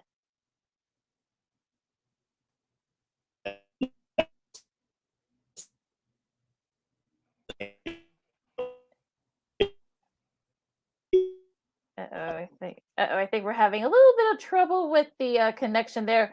Twan, come in and come right back. Yeah, so because we're gonna having some issues there with your Wi-Fi there, but Sid, I mean the Zach Wilson injury, we'll figure that out. Hopefully we can get him back on. But yeah, what the Zach Wilson injury, I think that's going to be sort of like the key, and I think having him healthy. Thankfully he avoided serious injuries, so. Hopefully maybe he can kind of get that sophomore season going and not suffer a sophomore slump once he is able to come back. But if they can do that, and I know that Becton's out for the year, that's a big loss for that defense. What do you also tell you they had a couple of injuries on the offensive line, and so I believe one of the guys is out for the year as well. So, and hopefully if we get Antwan back on, that I was going to ask him. There's a lot of jam at running back with Michael Carter, Tevin Coleman, and Breece Hall, who's going to take the bulk of those carries to help out Zach Wilson in a running game. Because when Zach Wilson comes back, his mobility is going to be limited somewhat following the surgery he had a couple of weeks ago. So. The Jets, I know people, especially nationally, wanted to pump them up to be one of those teams that can jump from worst to first to get to the playoffs this year. I was one of those people who's like, not so fast. I want to see how Zach Wilson performs. Now, this injury is going to have a slight setback for him, but it's going to be a competitive division. Of course, we're going to give our divisional picks during our show going into Labor Day weekend, but it's a tough division that the Jets are facing. New England, I know it's not the Tom Brady-led Patriots anymore, but remember they went to the playoffs last year. They got beat down by Buffalo, but the Patriots, I told you, especially defensively, they still look good. You saw that in spots last year where they looked very dominant. Of course, the Dolphins have Tua Tagovailoa. This is, in my personal opinion, is going to be a make it or break it year for him. Of course, they added Tyreek Hill via trade from Kansas City during the offseason. Who's going to run the ball from Miami? So that's going to be another question. And can the Buffalo Bills finally get past the Kansas City Chiefs and take the next step and go to a Super Bowl and perhaps win it? Yeah, I mean, Buffalo, I think this is definitely Buffalo's division, of course. They added Von Miller in the offseason. Kind of surprising some folks, with him going to the Bills, and not saying with the Rams, but I kind of understand why, because they need to kind of like that veteran leadership, if you will. So I think that's pretty interesting there now. But if you saw, in Buffalo's preseason game a couple of days ago, Josh Allen, I should say, he's already in midseason form. So I think he's ready for the season to start. So, with Stephon Diggs and the rest of that group as well. I know that the Bills defense, I think adding Von Miller could definitely help. And I think they want to kind of redeem themselves after what happened at that Chiefs game this last season. But yeah, it's going to be very interesting though to see, because I think it's definitely going to be Buffalo, and I think it's going to like other everyone else. I want to say I think the Patriots, they might. I know they've lost some guys, but I think they might be right there for that wild card spots. I know the Dolphins. I know they got Tyreek Hill now, but I don't know. I mean, I think the Dolphins are definitely like one of those teams. That's gonna be one of those. You got Mike McDaniel, the new coach there, bringing some more energy and some excitement. So I don't know. I mean, it's gonna be very interesting though to see what happens in that, because I think, look, you've got that. I don't know. I mean, I don't want to count the Dolphins out. I know they've made some made some additions during the off season, but other than, of course, Miami Daniel coming in. But yeah, it's going to be very interesting though, Kai. But I think it's definitely the Bills. No doubt, it is the Bills' division to win. Yes, and that's the way it should be, at least on paper. But as we see in the NFL all the time, that you see a couple of teams that come from worst to first to make it to the playoffs. You may see that in this division this year with one team, perhaps two teams. We shall see. But the questions that I have from yours truly is regarding Buffalo and Miami. Who's going to carry the ball the majority of the time, especially for Buffalo? Remember, I told you, Lakeena, they struggled at times running the football last year. They have the passing game down. They have the defense down. But do they have a consistent running game? Now, for Miami, Myles Gaskin was the bulk carrier of those carries as a running back last year. Will he do that again this year, or will it be a new running back in that new offense that features Tyreek Hill and Tua at quarterback? So I'm looking at to see if either Miami or Buffalo can have consistent running games. Yeah, I mean, looking at their defense, let's talk about Miami's. You got Christian Wilkins, you got Raquan Davis, you got Emmanuel Akpa, Melvin Ingram, of course. We know what he can do. So you got Xavier Howard, of course, who now got that nice little fresh paper. So I think that defense definitely going to be kind of like the key, and just kind of keeping them in that. Now, again, the division may be out of reach for them, but I think they can definitely be right there in the thick of it for that wild card spot. But I think Coach McDaniel's going to bring in some new excitement, some new energy to that team. So I think that's probably what's been missing. So maybe he can kind of bring that for me. I mean, we know his pressers are going to be very entertaining, win or lose. So yeah, that's a given. But it'll be interesting to see what they do off the field, and can Tua take that next step. And also, too, for Miami, who's going to be their second wide receiver? Of course, Devontae Parker was traded from Miami to New England during the offseason.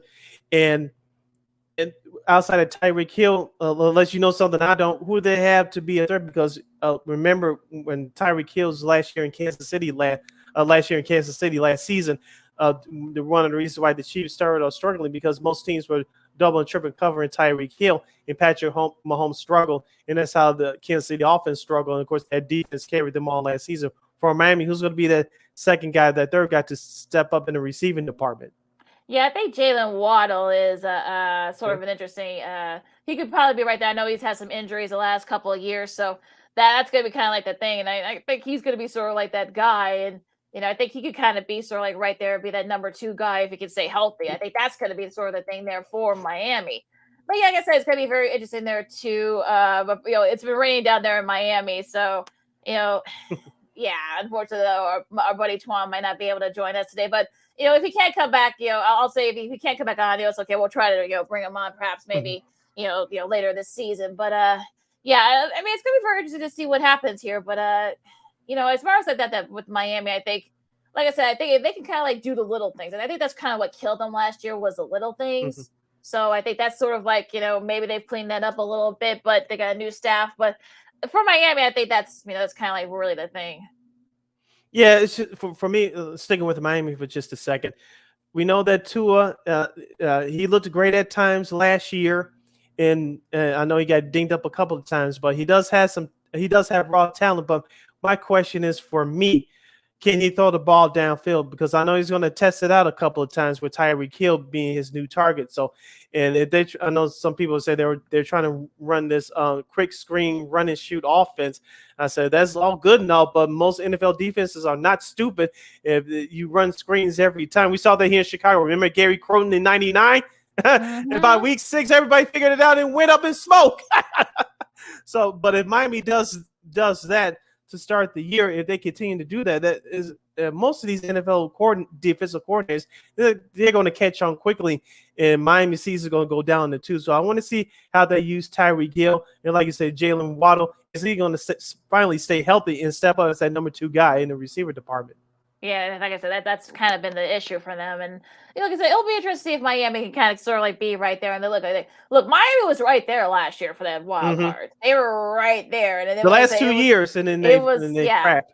Yeah, it was a little thing. So yeah, I know our buddy Twan said that it's raining over in New York right now. I know I think they're getting the rain that we got here all this weekend. So that's probably an issue with the Wi-Fi. So I told him, try one more time. If not, we'll just do it some other time with him. But yeah, we'll press on as like we usually do here. Now Now, like I said, Miami's, it's definitely one of those teams that they could definitely be like, they're kind of one step away from being like either like an 11-6 or like 10-7 to like maybe back to being like 8-9 or 7-10. So we'll see if they can kind of like get back into that, more into the former and not the latter. I think that's kind of been the problem from the last couple of years. Now going to New England for a second, of course, we know Mac Jones, can he avoid the slump, like the sophomore slump, if you will. And I know, like I said, I know that they lost some guys. I know they got Devontae Parker.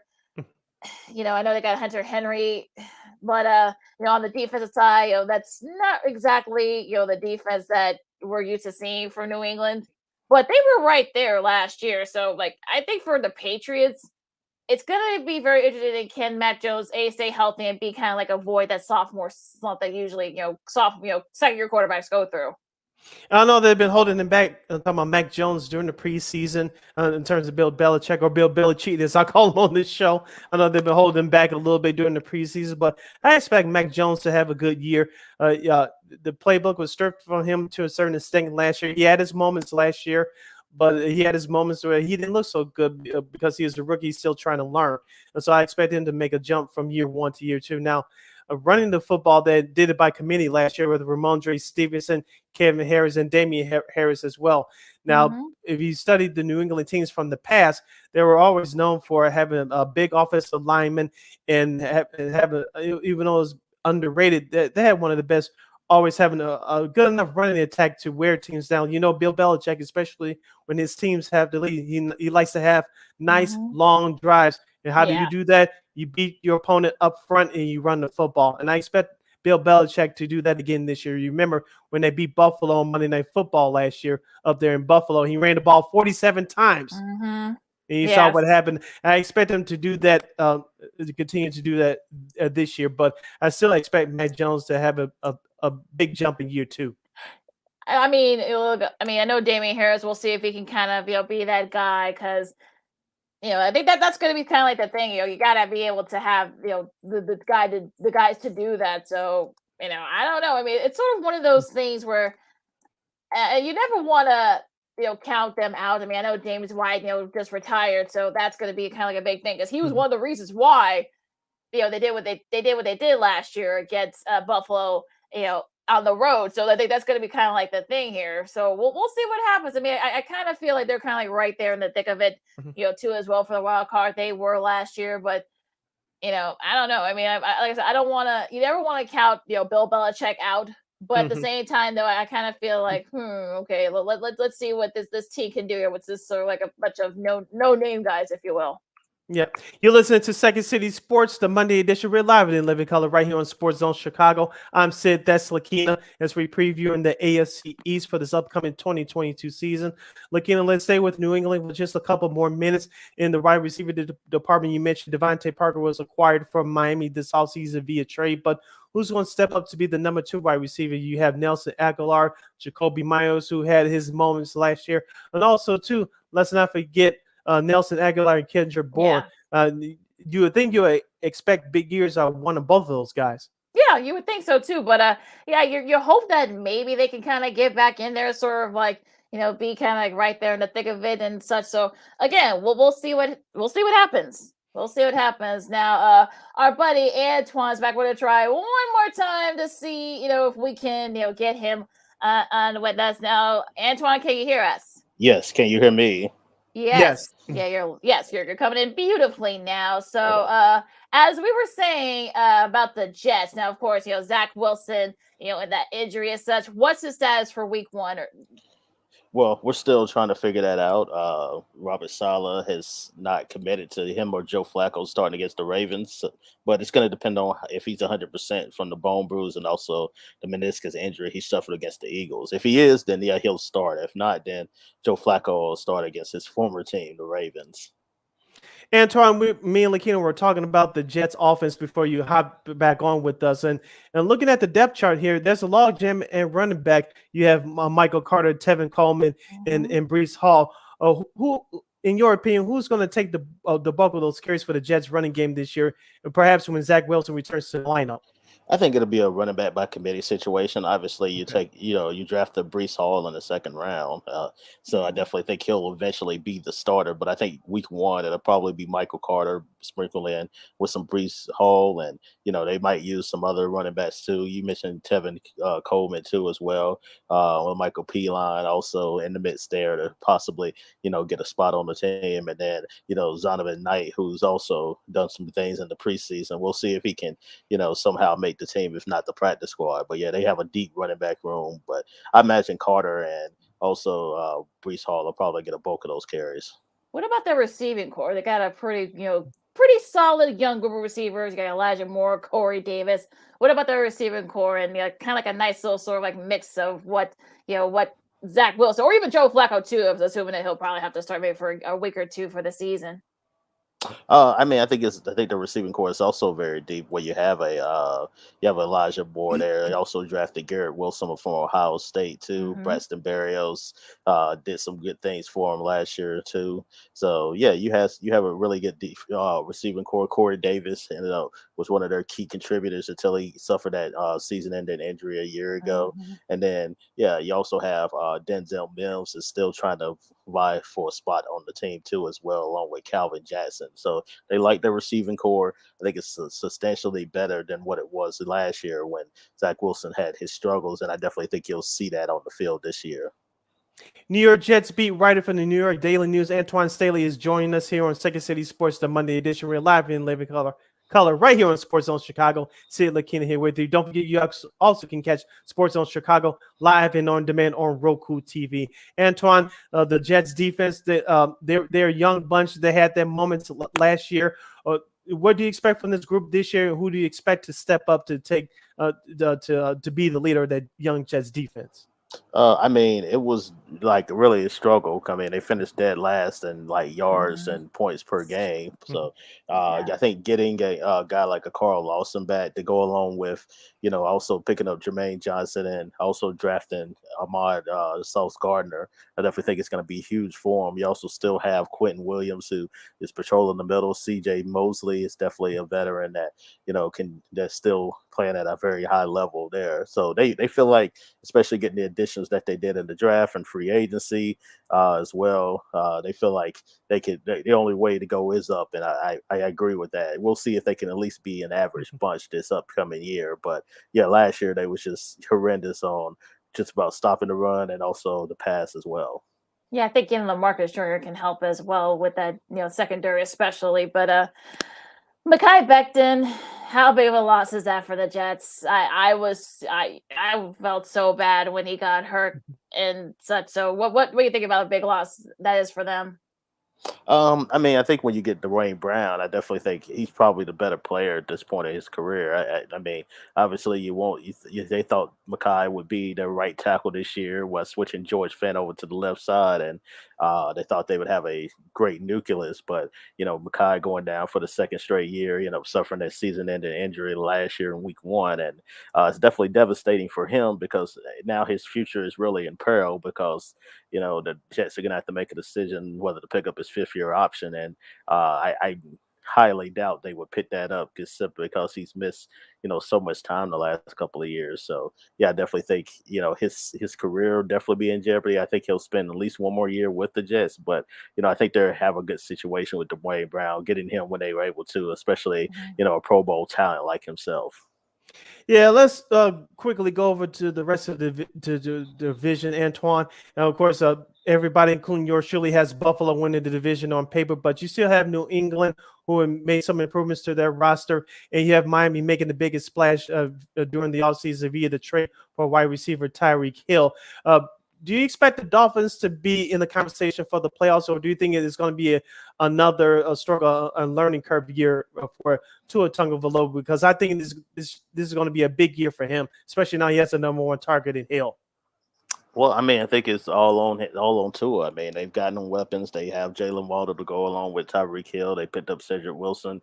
They've improved the running game. They felt like they've done enough things on the offensive line too, as well. And I feel like their defense is really, really good. It's just about the maturation and the progress that Tua can have in year three. If he can be that guy, even above average quarterback, I think they have a chance in the AFC, even though the conference is loaded, and I think it's going to be very difficult for him. But yeah, I think it's just they're putting it all on Tua, and if he's not the guy, then I think they're going to try to find another guy, or go in a different direction this next year. But yeah, I definitely think it's all on him. They're setting it up for him, for this to be his make or break year this year. And if not, then like I said, I expect him to go in a different direction.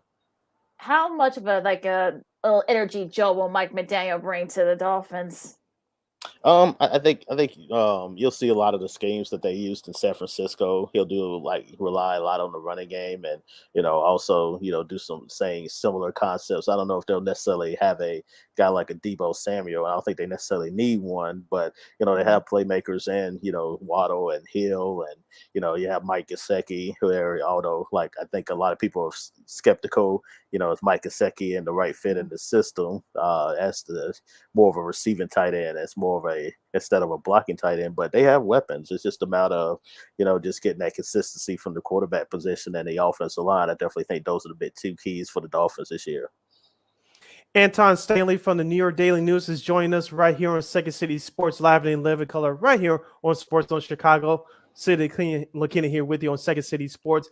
Anton, let's jump over to Buffalo, the favorites to win this division. I know they picked up Von Miller to help out with their defense in the offseason, but what other intangibles do you think that they need to take the next step to perhaps reach the Super Bowl? Well, I think it's just really about defense there. I mean, look, their defense was great last year. Still, obviously they've had their Achilles heel with the Kansas City Chiefs, and I think they just kind of got tired at the end in that tremendous game there.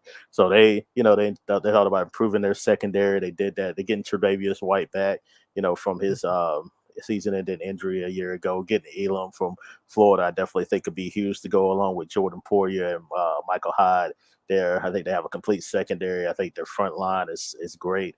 Obviously Josh Allen is arguably the best quarterback in football, and then they also improved the running game, getting James Cook from Georgia. So I definitely think they have everything you need, and as far as talent to be competitive in the AFC this upcoming year. And I think eventually supplanting the Bengals, who ended up making that surprise run last year and getting to the Super Bowl. Also, too, they got Dawson Knox, who, our thoughts and prayers go out to him and his family losing his younger brother suddenly. Do you think,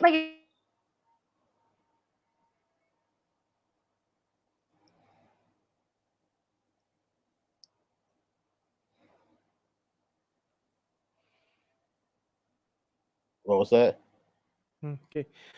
Okay, Lakeena, we're having problems with Lakeena's audio, so hopefully we can get connection with her back. So you're listening to Second City Sports right here on Sports Zone Chicago. Sid Lakeena here with you. We're talking with Anton Staley from the New York Daily News. Anton, I'll go back to the Jets. I'll ask you about Braxton Berrios. He was one of the few playmakers that made some plays on the offensive side of the ball for the Jets last year. Where do you expect from him this year in 2022? I mean, he's a good slot guy. I definitely think the Jets will use him in that specific way, and also good on special teams as well. When you talk about the kick return and the punt return game, so I definitely think the Jets will use him in a lot of different spots, but they don't necessarily have to rely a lot on him when they have a lot of other receivers like a Garrett Wilson and also Elijah Moore, who I think could be in line for a big year. And wrapping up our AFC East preview with you, let's talk about the New England Patriots. Of course, they picked up Devontae Parker, the wide receiver, via trade from Miami during the offseason. Of course, they made the playoffs last year before losing to Buffalo in the first round. Me and Lakeena talked about this aspect of their game before you joined us, that Bill Belichick, this is not the Brady-led Patriots anymore, but if you study Bill Belichick's teams, he likes to run the football, and he has very good offensive lines. And you saw last year that they like to run the ball and run the ball heavy at times. What do you expect from the 22 version of the New England Patriots this year? It's going to be interesting because you look at on paper. I don't think they've gotten any better than what they were last year. But I never count out a Bill Belichick led team. I definitely think they'll still be in the playoff midst there. But I think from a talent standpoint, at least, I think the Dolphins are a little bit better just with what they've done this upcoming year. And I think the Jets are. I don't want to say the Jets are better than the Patriots, but I think they're much better than what they were a year ago. So the Patriots they're definitely an interesting place. I think they definitely were going to rely on Matt Jones and him have his maturation and also getting better than like he was really solid last year. End up having that blunder in the playoff game against Buffalo, but they definitely think he's the right guy to lead them back to the playoffs and potentially farther this year. All right, you've been listening to New York Daily News. New York Jets beat reporter Antwan Staley are previewing the New York Jets in the AFC East. Antwan, congratulations on your new gig once again. And where can people follow you on social media? Just follow me at Antwan Staley on Twitter. That's really the best place to find me. All right. Thank you so much for joining us today. Great job. You keep up the great work, and let's do this again down the line. That sounds good. Thank you. All right. Thank you. All right, that was Antwan Staley from the New York Daily News. He joined us to preview the New York Jets in the AFC East. As we said before, this could be an underrated competitive division. Of course, Buffalo is favored on paper to win it, but you may see a surprise team or two joining in the playoffs for the NFL for this upcoming season, but we'll see what happens as the season goes along. You're listening to Second City Sports, the Monday edition, live in 11 color right here on Sports Zone Chicago. I am Sid the Kid. We have less than a half hour left to go for the show today. Hopefully, Lakeena will reconnect and join us. But in the meantime, between time, we'll have this update for you coming up next. And on the flip side, we'll have Old School TV Monday, Kevin Durant update, plus a whole lot more sports media nuggets and other such items to carry you on through this day. You're listening to Second City Sports on Sports Zone Chicago. We're live in living color. We will see you on the flip side. Progressive presents the Sports Flash on the Sports Zone Chicago. Light day around baseball today. Cleveland at Detroit. The White Sox visit Kansas City. The Cardinals are at Denver. The Astros host the Rangers. The Red Sox at home against the Orioles. The Cubs take on the Reds in the Field of Dreams game in Dyersville, Iowa. The NFL preseason kicks into high gear this week. Tonight, the Giants visit the Patriots while the Titans head to Baltimore. Tomorrow, the Falcons visit the Lions. The Browns are at Jacksonville. The Jets visit the Eagles. The Cardinals at Cincinnati. The Packers are on the road at San Francisco on Saturday. Carolina at Washington. Kansas City at Chicago. The Bills host the Colts. The Bills, the current favorite to win the Super Bowl. The Seahawks visit the Steelers. It'll be the Dolphins at Tampa. The Texans hosting the Saints. The defending Super Bowl champion Rams battle the Chargers at SoFi Stadium. Denver at home against the Cowboys, while the Raiders host the Vikings. For lightning fast sports updates, download the Score app. It's free and one of the most popular sports apps in North America. I'm Chuck Sanders. That's the Sports Flash on the Sports Zone Chicago. With our newest unlimited plan, everyone's welcome. Introducing Welcome Unlimited from Verizon for just $30 a line per month for 4 lines with autopay plus taxes and fees.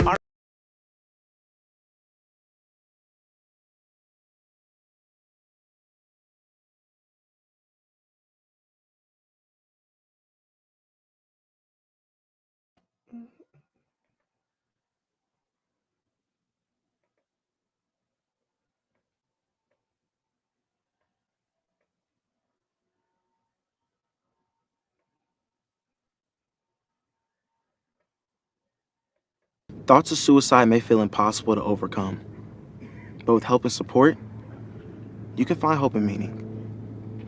Call the National Suicide Prevention Lifeline at 1-800-273-TALK to speak to a counselor, or visit Suicide Prevention Lifeline.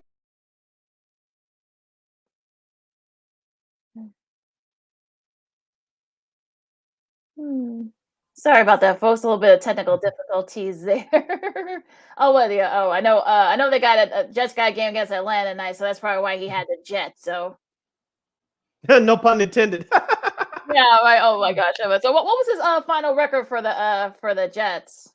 Oh, he thinks they may be slightly better than the Patriots, but he wasn't calling on it just yet. So he said it's going to be they'll have a competitive team.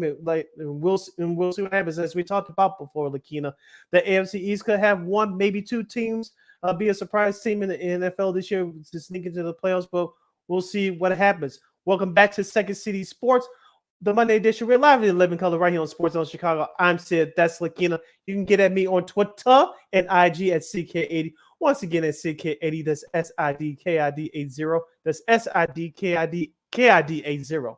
Easy for you to say. You can follow me at Keenan McGee on the Twitter and at Keenan_McGee on the IG. Update from Kansas City. No, it's not Michael Kopech starting Lakeena. It's Jimmy Lambert, who's been doing well after coming out the bullpen. I think he got pulled. Yeah, I think I saw somewhere he got pulled, I think. Well, I just turned to the game, so I think he got pulled. He got pulled. I think I saw. Well, he's in there right now. The Royals have the bases loaded. Bottom of the first, they already lead the Sox 2-0, and it's not looking good for the White Sox right now. But there's still plenty of time. We'll see if the White Sox can perhaps pull this game out. Let's see if Jimmy Lambert can get out this bases loaded jam situation first, and then let's see if the White Sox bats can wake up. Like you said, Lakeena, they were there a week and a half ago, their last game against with Dylan Cease on the hill, and they lost, and it was embarrassing. Yes, it was. It was very bad. Goodness. It was very bad. So, like I said, hopefully they can figure it out. Hopefully, we'll see what happens there. Because I think, like I said, I think Michael Kopech, got pulled. So, hopefully he's okay. If that's the case. Yeah, I'll say hopefully, he's okay and it's not an injury and it's not serious because they're gonna need. Now it's 3-0 Kansas City. Oh, okay. So, all right. Let's move on to something else before I get angry. Let's go on to something else before my buddy Sid gets a little bit mid here. Of course, welcome back to Second City Sports on Sports Zone Chicago. Sydney Brown, Lakeena McGee. Sorry I disappeared there. The little technical difficulties, but as you always say, the show must and will go on. Yes, it does. So again, thank Twan for joining us today. You can follow him at Antwan Staley on the Twitter. So yes, he's a fascinating guy to follow. I know he just started this, so pretty cool. I know Jets fans are gonna like him. So some interesting news coming up on the NBA side because apparently, I guess according to the Sham Sharda, he says that the Grizzlies have entered the KD sweepstakes. That's sort of like the rumor and the latest KD rumor, I guess. I know. I read some of that article earlier today, and I know that Memphis has the draft picks and the capital that Brooklyn will be looking for. Kevin Durant, John Morant, that wouldn't be a bad combination. But what some of the other pieces will be departing from Memphis, because remember, Lakeena, we talked about this last year when they had their best record in a while as far as the franchise is concerned. You had players like Kyle Anderson and Desmond Bain and Jaren Jackson, some of the other supporting cast that really helped that Memphis team, especially when John Morant was suffering through his injuries most of last year. How many of those guys will depart to Brooklyn, assuming with a couple of those draft picks in exchange for Kevin Durant? Durant and Morant, they do look good on paper, but what's the supporting cast going to be like? Because some of those pieces from Memphis will depart for Brooklyn. Yeah, they're gonna maybe have to shout out their entire squad, maybe like half their squad. I think in order to get it, it's sort of. I mean, I think the West is going to be very hard to win. So, does KD necessarily put them over the top?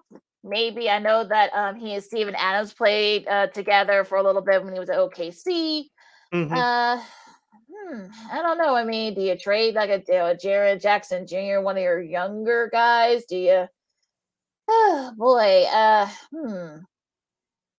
I don't know. Like, Dylan Brooks, would the Nets want a Dylan Brooks? I mean, I don't know. It's going to be interesting. Yeah, it will be interesting. Like I said, Lakeena, I know Brooklyn wants to overhaul for Kevin Durant. And the question is, if you're Memphis, will you overpay and mortgage all of your future for it? If you can't, go right ahead. But on the flip side, if you're Brooklyn, how much can you take from one team's roster? And if you're Memphis, you don't want to give up too much. But understandably, this is Kevin Durant, one of the top 3 players in the league. Yeah, absolutely. So it'll be interesting to see if they're gonna have to shell out They're gonna shell out a little bit of capital here if you're the Grizzlies. You're gonna have to shell out a little bit of something. You're probably gonna have to mortgage half your team in order to get KD. So we'll keep you guys updated there. Now, going back to the NFL for a second. Of course, no big surprise. The Carolina Panthers have officially announced Baker Mayfield as their starting quarterback for Week 1. Not a real big shocker. I mean, I don't think he really saw if you saw, what little bit they played, both he and Sandra played, in the preseason. Mayfield, we'll see if they can kind of get over the top, with new offense. I know Matt Rule, I can't, it'll just see once we get to the NFC South, it'll be interesting to see what happens there. Can he be kind of like the guy? Because there's a little bit of talent there with the Panthers, but they just need the right quarterback. And we'll see if, Mayfield's the right quarterback.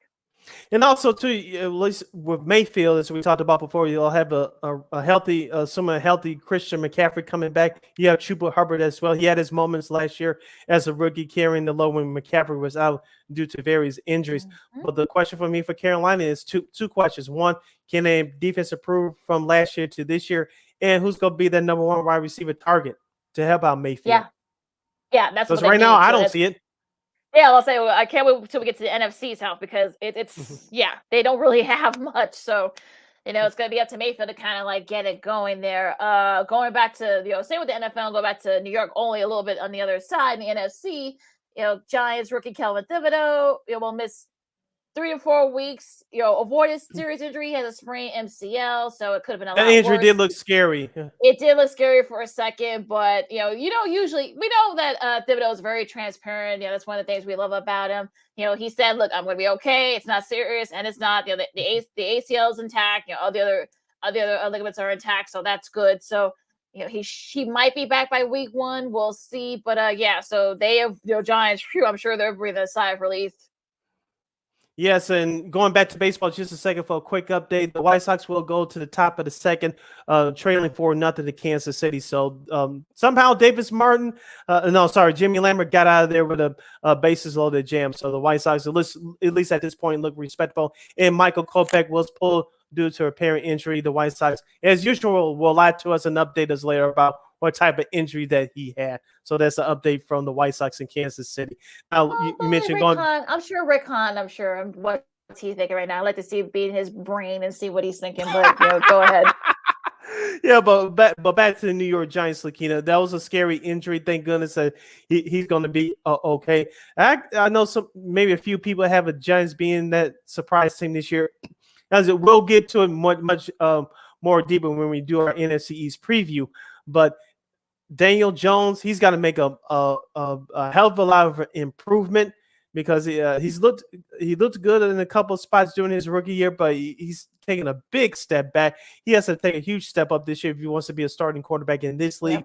I know Saquon Barkley, he'll be coming back, but who's going to help him back up, share the load in the running back department? I know they got a couple of decent targets at wide receiver, but it's all about that defense. The Giants, if you know their history, they have usually pretty good defenses, but that hasn't been the case the last few years. Yeah, and I think that's sort of like if you're the Giants, I think this is sort of like, I don't want to say this is make it or break it, kind of like you just make a move. I think that's what what Giants fans are saying. Like let's see how. Yeah. I don't know, Daniel Jones. I don't know if he's kind of going to be like the guy that's like a make or break season for him, but it kind of is. So, yes, yep, it is. We'll see, like I said, we'll get more into it when we do the NFC East, but it's going to be very interesting though to see what happens there because I want to, I kind of want to see if this is, if he's going to be the guy. Now's the time to show that you are the guy. So it'll be interesting to see. In that sense. Now going back to college football for a second, more on the national side. Reigning Heisman Trophy winner Bryce Young leads the charge in the preseason All-American battle there. So he leads the way there like about 5 other guys from Alabama. Big shocker. Paris Johnson, of course, the tackle from Ohio State, and also Travion Henderson. I know our buddy Dave Revsine mentioned him earlier. He's from Ohio State is a first team All-American as well. On the defensive side, of course, you got Brian Brise from Clemson, Kelly Ringo, of course, the only a sophomore from Georgia. Go figure there. Also, Riley Moss from Iowa. Of course, we talked about them earlier. CJ Stroud from Ohio State. Braylon Allen, of course, Dave mentioned, the running back kind of leading the way there for Wisconsin. So yeah, so pretty interesting names, nationally and such. So I mean, look, I think we're going to week 0 here, so I guess we'll delve more into it on Friday. But I'm looking forward to seeing how some of these teams sort of play, in that sense. But because we talked about it earlier with Northwestern, Nebraska playing each other in Dublin, Mhm. that's like Dave said, that's kind of going to be sort of the thing. If I looked at Nebraska's schedule and Dave was right, they have a very cushy schedule for the most part. If they can't get to 7 or 8 wins, I don't know what else. I don't know what to say. I looked at Northwestern's schedule this morning, Lakeena. I think they can get back to a bowl game, but it's going to be tough. But they do have these two opponents in their favor at home, and I believe that's Wisconsin and Ohio State. I don't Yeah, see get them them at being home. Ohio State unless half their team is hurt. But I think they could pull a shocker against Wisconsin. Remember, they did it in Evanston a couple years ago on their way to the Big Ten title game. So Northwest will have an advantage there. But you would think that even though it's so early in the season, looking at the opening week of the season, whoever wins this game will have a small track to respectability, perhaps get to a bowl game this year. Like I didn't look at the Nebraska schedule, but I looked at Northwestern's schedule before conference play starts October 1st. If they have a record of at least 3-1, no worse than 2-2, they can make a decent run here.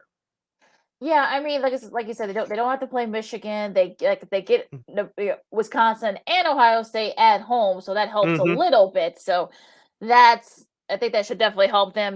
Could they perhaps pull a surprise and play it'd be Wisconsin, sure. Now as far as Nebraska, I mean, like I said, they got Oklahoma. We're doing that little rivalry on the 17th. I mean, they get Rutgers. We didn't talk about Rutgers, but. They go at Michigan. You could probably say they should have beaten Michigan last year at home. They host Wisconsin. They don't have to play Ohio State. They get Rutgers. They gotta go at Purdue. They gotta go at Indiana. I forgot to ask Dave about Indiana because I want to see if Indiana can kind of surprise folks like they did last year. But it's going to be very interesting with Nebraska. Like I said, Casey Thompson's the quarterback now. Of course, they got the Coldest Crawford. That's a that is a cool. He's actually a really good running back from Louisiana, so he has a pretty cool name as well. So, I mean, it'll be interesting to see what happens with that. Yeah, it's going to be interesting. And looking at the whole Big Ten spectrum as a conference overall, I think like we talked about with Dave in the last hour, that people expect Ohio State to be in the national championship conversation. I expect that to be too. It might not be as easy as people think, but they should be there. But Michigan is my number one team I'm looking at this as far as big time contenders. They got a taste of it last year before Georgia handed them a plate of reality that you guys are not there just yet. And that's why I asked Dave the question: does Michigan have that step quarterback? They always been known for defense, and then always been known for offensive line play, just like Wisconsin. But does Michigan have those players that can take them to the next level, perhaps get to that national championship game? Now for Wisconsin, they started off. I know we didn't ask Dave about Wisconsin, but remember they started off 1-3 last year. I was one of those people that were on the edge of counting out, but they lost one game out. They lost one game to finish the regular season, but I expect them to have at least have a strong start this year, unlike a year ago.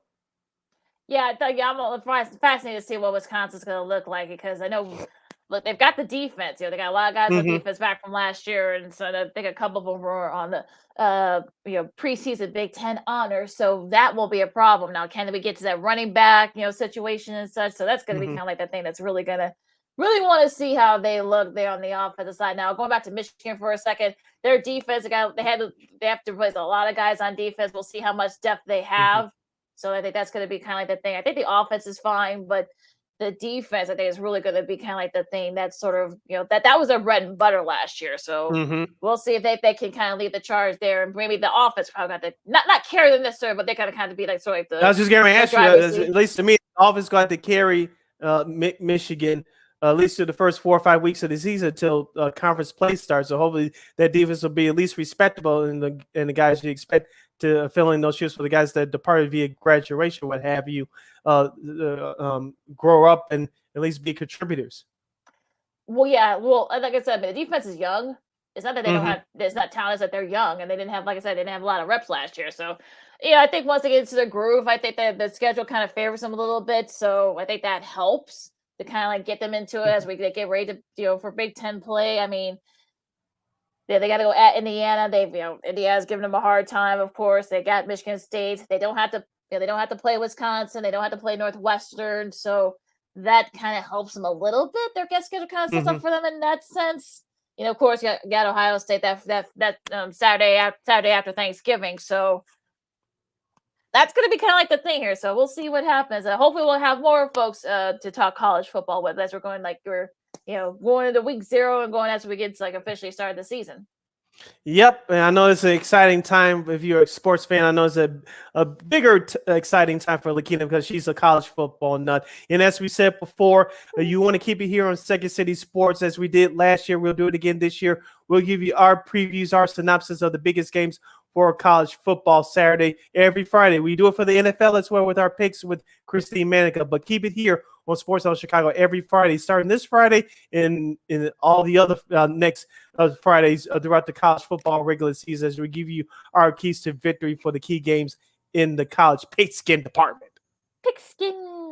College pigskin.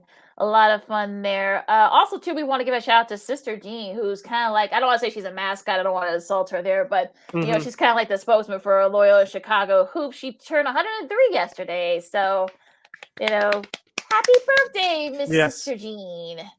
Yeah, so I would like to live to be that old, still healthy, and you're able to move around, at least to the best of your ability. But congratulations to her. Like I said, she's the face of the school. I think that's definitely a respectable thing to say. Yep. And who else can you have representing your school than her? Yeah, I'll say she's the best, and she's exactly very, very knowledgeable. She's a big sports fan, so she is the best. She listens to Second City Sports on Sports Zone Chicago. Lakeena McGee, Sydney Brown with you as we wrap things up here on Second City Sports. Nick Mullins is on the move, the veteran quarterback. They traded him from the Raiders to the Vikings, so I think that definitely helps. They got a compensatory pick, a conditional pick. Vegas did, so I think that shows me at least that they don't believe in Sean Mannion or Kellen Mond, so they brought in Nick Mullins. So if in case God forbid something happens to Kirk Cousins, you have somebody there to kind of help out, on the backup side. Yeah, and also too, Minnesota is one of those teams. Like I said, we'll get more to them when we preview the NFC North here in a couple of weeks. But I know many people with the new coaching staff, many people are picking Minnesota to win the NFC North. And their defense, and we talked about looking in the last couple of years, that group was starting to get injured, starting to get old. So they had turnover there. You still have offensive weapons with Dalvin Cook, the running back, and Justin Jefferson, my guy for fantasy football last year, doing the giddy dance. So they have weapons on offense, but how fast can that defense come together? Yeah, that's gonna be very interesting to see. Like I said, we'll get more and more into it when we do the NFC North. But yeah, it's interesting that a lot of people are picking the Vikings to win the division. I mean, okay. I mean, I can kind of see why, but I'll say this: unless someone actually beats the Packers, it's a Packers division. I think that's just might just me, out of habit, I guess. But unless someone shows me something else, it's the Packers division, I think. But that's just me. Yeah. Like you said, the Packers are many people's pick to win the division. But I'll caution folks this. The Packers are, yes, Aaron Rodgers is back, but your team might not be as good as you think they are. They had a better chance the last 2 or 3 years to knock on the door and get to a Super Bowl. I don't think it's going to be as easy as you think. So, but we'll see what happens. Yeah, absolutely. Real quick before we do our old school TV Monday, do you think the Sky can win their series against the Liberty? If you're basing off what we saw on Saturday, I would say yes. It's going to be tough, but the Sky has been there before. Candace Parker, you have her. You have Courtney Vandersloot. You have Allie Quigley, the reigning 3-point champion. So they played tremendous defense against the Liberty on Saturday. They definitely got the bad taste out of their mouth of what happened on last Wednesday, I should say, when they melted down the stretch, giving up those last 13 points to the Liberty. So that was a great performance on Saturday. congratulations to the fans who showed up to the game.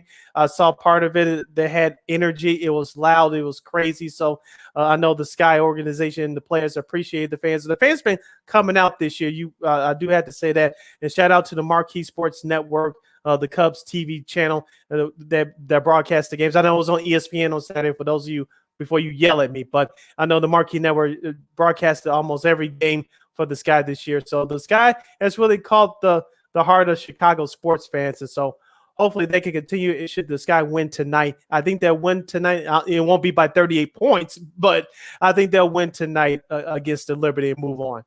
Yeah, they play tomorrow night, and I'm wondering, like, did they use all their energy for Saturday? That's kind of like really my one concern. Yeah. So that's the one thing I'm concerned with, because I'm sure Sabrina and Eskew, I think the rest of the players on the Liberty, I think they'll be ready for them, because they have to win on their turf, on their home court. So I think that's going to be. Well, I know some people wonder how's that. Well, it's sort of like a weird side rankings, but whatever. But also shout out to James Wade, who was named executive of the year, because he's both the coach and the GM for the Sky. So congrats to him and such. So you can check that game with the Liberty, the deciding game, the Sky versus Liberty, at 8:00. I think 8:00 on 8:00 Chicago time tomorrow night on ESPN. So let's go to the Old School TV Monday. Sid. All right, Old School TV Monday. We do it around this time. We bring you some of the best television shows that you watched back in the day that didn't get enough props, but that's why we are here on Second City Sports, to give you the history behind these great TV shows. And today we will salute one of the best sitcoms that Fox TV aired during the early years of that network from the early 90s. I am talking about Rock, the TV series. Rock is an American comedy drama television series that aired on Fox from August 25th of 91 to May 10th of 1994. The series stars Charles S. Dutton as the Baltimore garbage collector, Rock Emerson, and Ella Joyce, who played his wife, Eleanor. Of course, it was set in the city of Baltimore in the early 90s. And the main cast was, as I mentioned, Charles S. Dutton, Ella Joyce, Rocky Carroll as Joey Emerson Jr., Rock's freeloading Trevin playing brother, and Mr. Carl Gordon, who played Pops, Rock's widow father, retired railroad reporter. And you had some of the guest stars on that show that went on to do big things. You, of course, from the hip hop community, you had Heavy D, who starred as Calvin Hendricks from seasons 2 and 3. Tone Loc, yes, Wild Thing. He played Ronnie Paxton in seasons 2 and 3 in 7 episodes. Jamie Foxx, before Living Color, he starred as Crazy George in seasons 2 and 3 in 9 episodes. You had Lil Rev Divine guest starring on that show as well. You had In Vogue in a special episode called Downtown Divas in season 2. Alexis Fields, who went on to guest star in Moesha later in the 90s. She played Sheila Hendricks in season 3. Yeah, Rosalind Cash. And the original Shaft himself, Richard Roundtree. He guest starred in seasons 1 through 3 and 4 episodes as Russell Emerson. And Kim Fields guest starred in season 2 as well. Lakeena, we're calling that TV series of Rock. It was a very positive TV show. It went off the air much too soon. It was our introduction, at least for me personally, introduction to Charles S. Dutton. Of course, he went on to do Menace to Society. He was involved in various other projects as well. And don't forget, Ella Joyce played the mother of the young man in that TLC music video Waterfalls in 1995. She did a great job in that, so I don't want to forget that. But back to the TV show, it was a very positive TV show. Heavy D, as we saw him get into his nose into acting. I know he passed away a decade ago, but he started to get into acting. He was very hot at the time with his rap career. And Rock, they touched on some various issues as well, social issues for the times as well. They weren't afraid to touch them. And it was just all a very funny variety show, which everyone could relate to. It was an everyday man that got props from his family. It was very respectable as well. So it was just all a very funny show.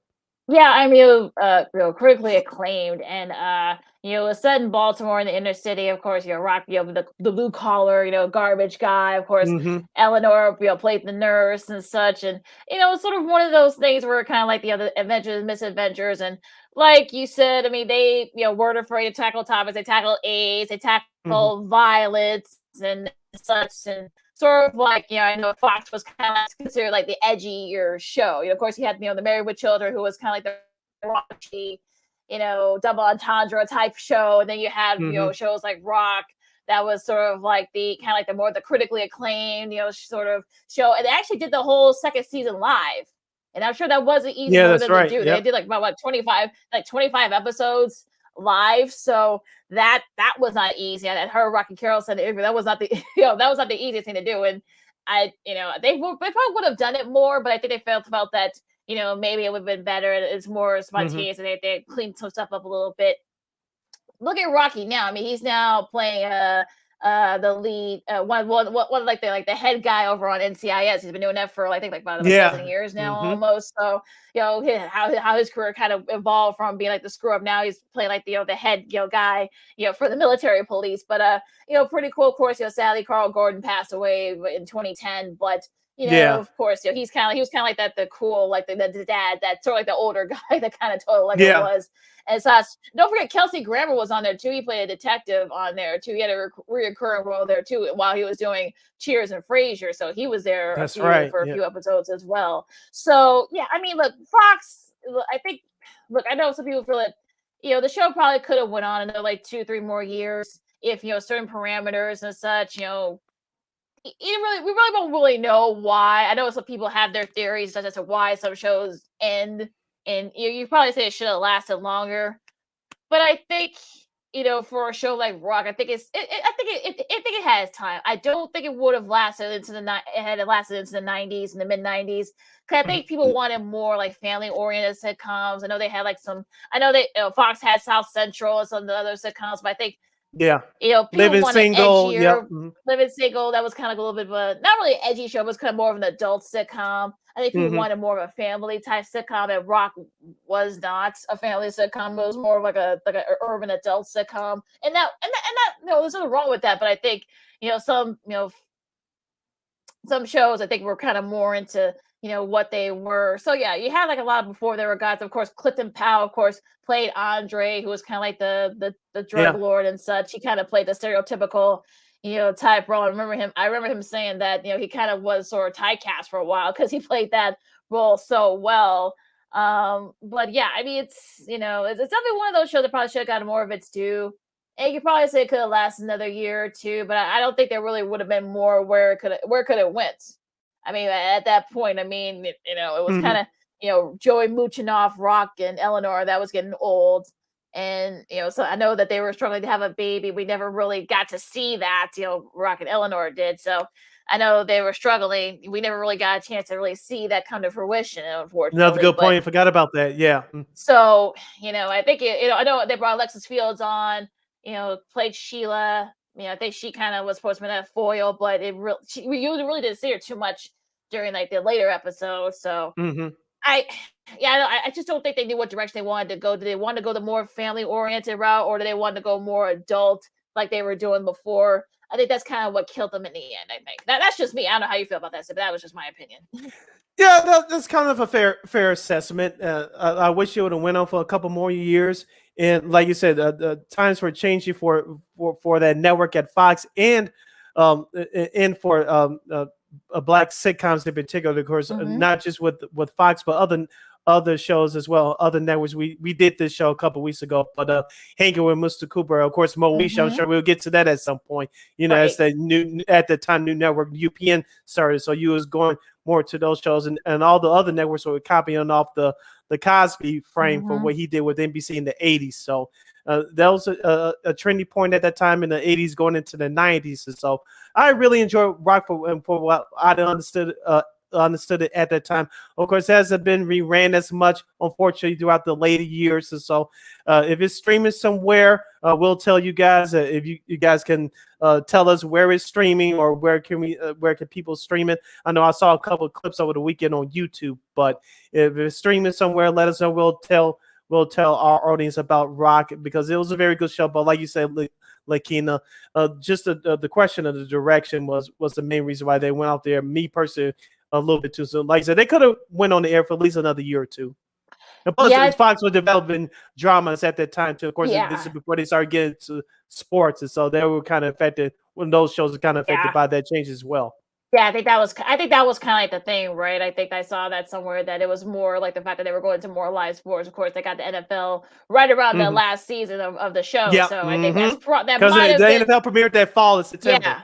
yeah. So that might have been. I'm not saying that's the case, but that might have been why. And I think Rock and a few other shows too kind of like suffered. And I think I saw it somewhere, because I think I saw it somewhere because I know my sister has Prime. I think she said that she saw it on Prime Video a while back. So if you got Amazon Prime, you can watch the first season of Rock on there. So I don't know about the other 2 seasons; you may have to pay for those. But yeah, I know the first season, if you have Prime, is on there. So so you guys can't stream it. But yeah, I think Rock is sort of one of those shows where I feel like it doesn't get its due.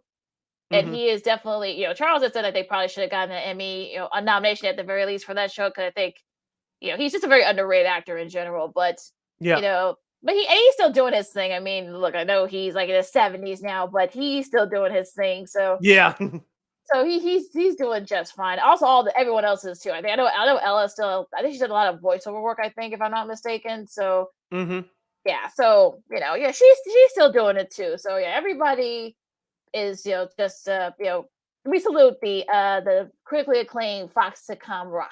Yes. All right, Lakeena, take us home. You can follow me at Keena McGee on the Twitter and at Keena McGee on the IG.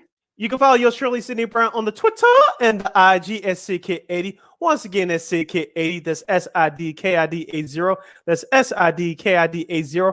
Make sure you download that Sports Zone Chicago app wherever you get your apps. Make sure you follow Sports Zone Chicago on all social media platforms on Facebook, Twitter, Instagram, and YouTube. Make sure you catch our podcast at War on Anchor. We are available on all podcast platforms, including that iHeartRadio app. And make sure you follow War Media at WARR Media on Facebook, Twitter, Instagram, and YouTube. And thank you very much in advance for your support. Like, share, subscribe, and tell your friends. Smash that like button. Share this program with any and everybody you know. You tell them that you can catch Second City Sports live in living color every Monday, every Friday from noon to 2 p.m. Central Standard Time right here on Sports Zone Chicago. Once again, catch Second City Sports every Monday, every Friday from noon to 2 p.m. live right here on Sports Zone Chicago. And don't forget, you can now. Oh boy, I'm really getting tongue-tied. Today is Monday, folks. But don't forget, you can also catch Sports Zone Chicago now on Roku TV. That's right. Sports Zone Chicago is now on Roku TV. If you already have a Roku television, you can just click on the sports folder and download Sports Zone Chicago that way. If you don't have a Roku TV, that's okay. You have a streaming device or two laying around the house, your iPad, your iTouch, iPhone, laptop, Chromebook. Just download the Roku TV app and you can access Sports Zone Chicago that way. So get with the program, celebrate with the squad. Sports Zone Chicago is now available on Roku TV, live and on demand, 24 hours a day, 7 days a week, 365 days a year. Basically, anywhere you get your device, you have your device. Exactly. No excuses, folks. No excuses. Right. So it's out there. We got, of course, you've got, What's Up, What's Up, Cuz, the Smoke Fellas, of course, Sean and Maya, our show. I know we got a couple other shows that are going to be premiering within the next few weeks as well, just to have a football season. So, So, no excuse where you guys can't stream at as well. Of course, we want to thank Big Ten Networks, Dave Revsine, and New York Daily News, Jets reporter and columnist Antwan Staley for joining us today. And we're going to be doing this a lot, folks, with football, right around the corner. So we're going to be, trying to preview some of the best in college and pro. We're going to have some of the best folks that cover college and pro, and that's how we do it. Yes, that's how we do it. So make sure you tune into Second City Sports every Monday, every Friday, live in living color, right here on Sports Zone Chicago. All right, folks, stay dry out there. Stay cool wherever you guys are. I know that around the country, I know there's raining in some parts of Texas, and also too over in the Northeast, because they're getting the rain that we got over the weekend. So make sure you guys stay. The guys, they need it over there. So of course try to stay dry. But look, if you're not getting vaccinated, wash your hands. And just be good to each other. This is Second City Sports on Sports Zone Chicago. For Sid, I'm Lakeena, and we'll do this again on Friday. Till then, go Sox. Holla!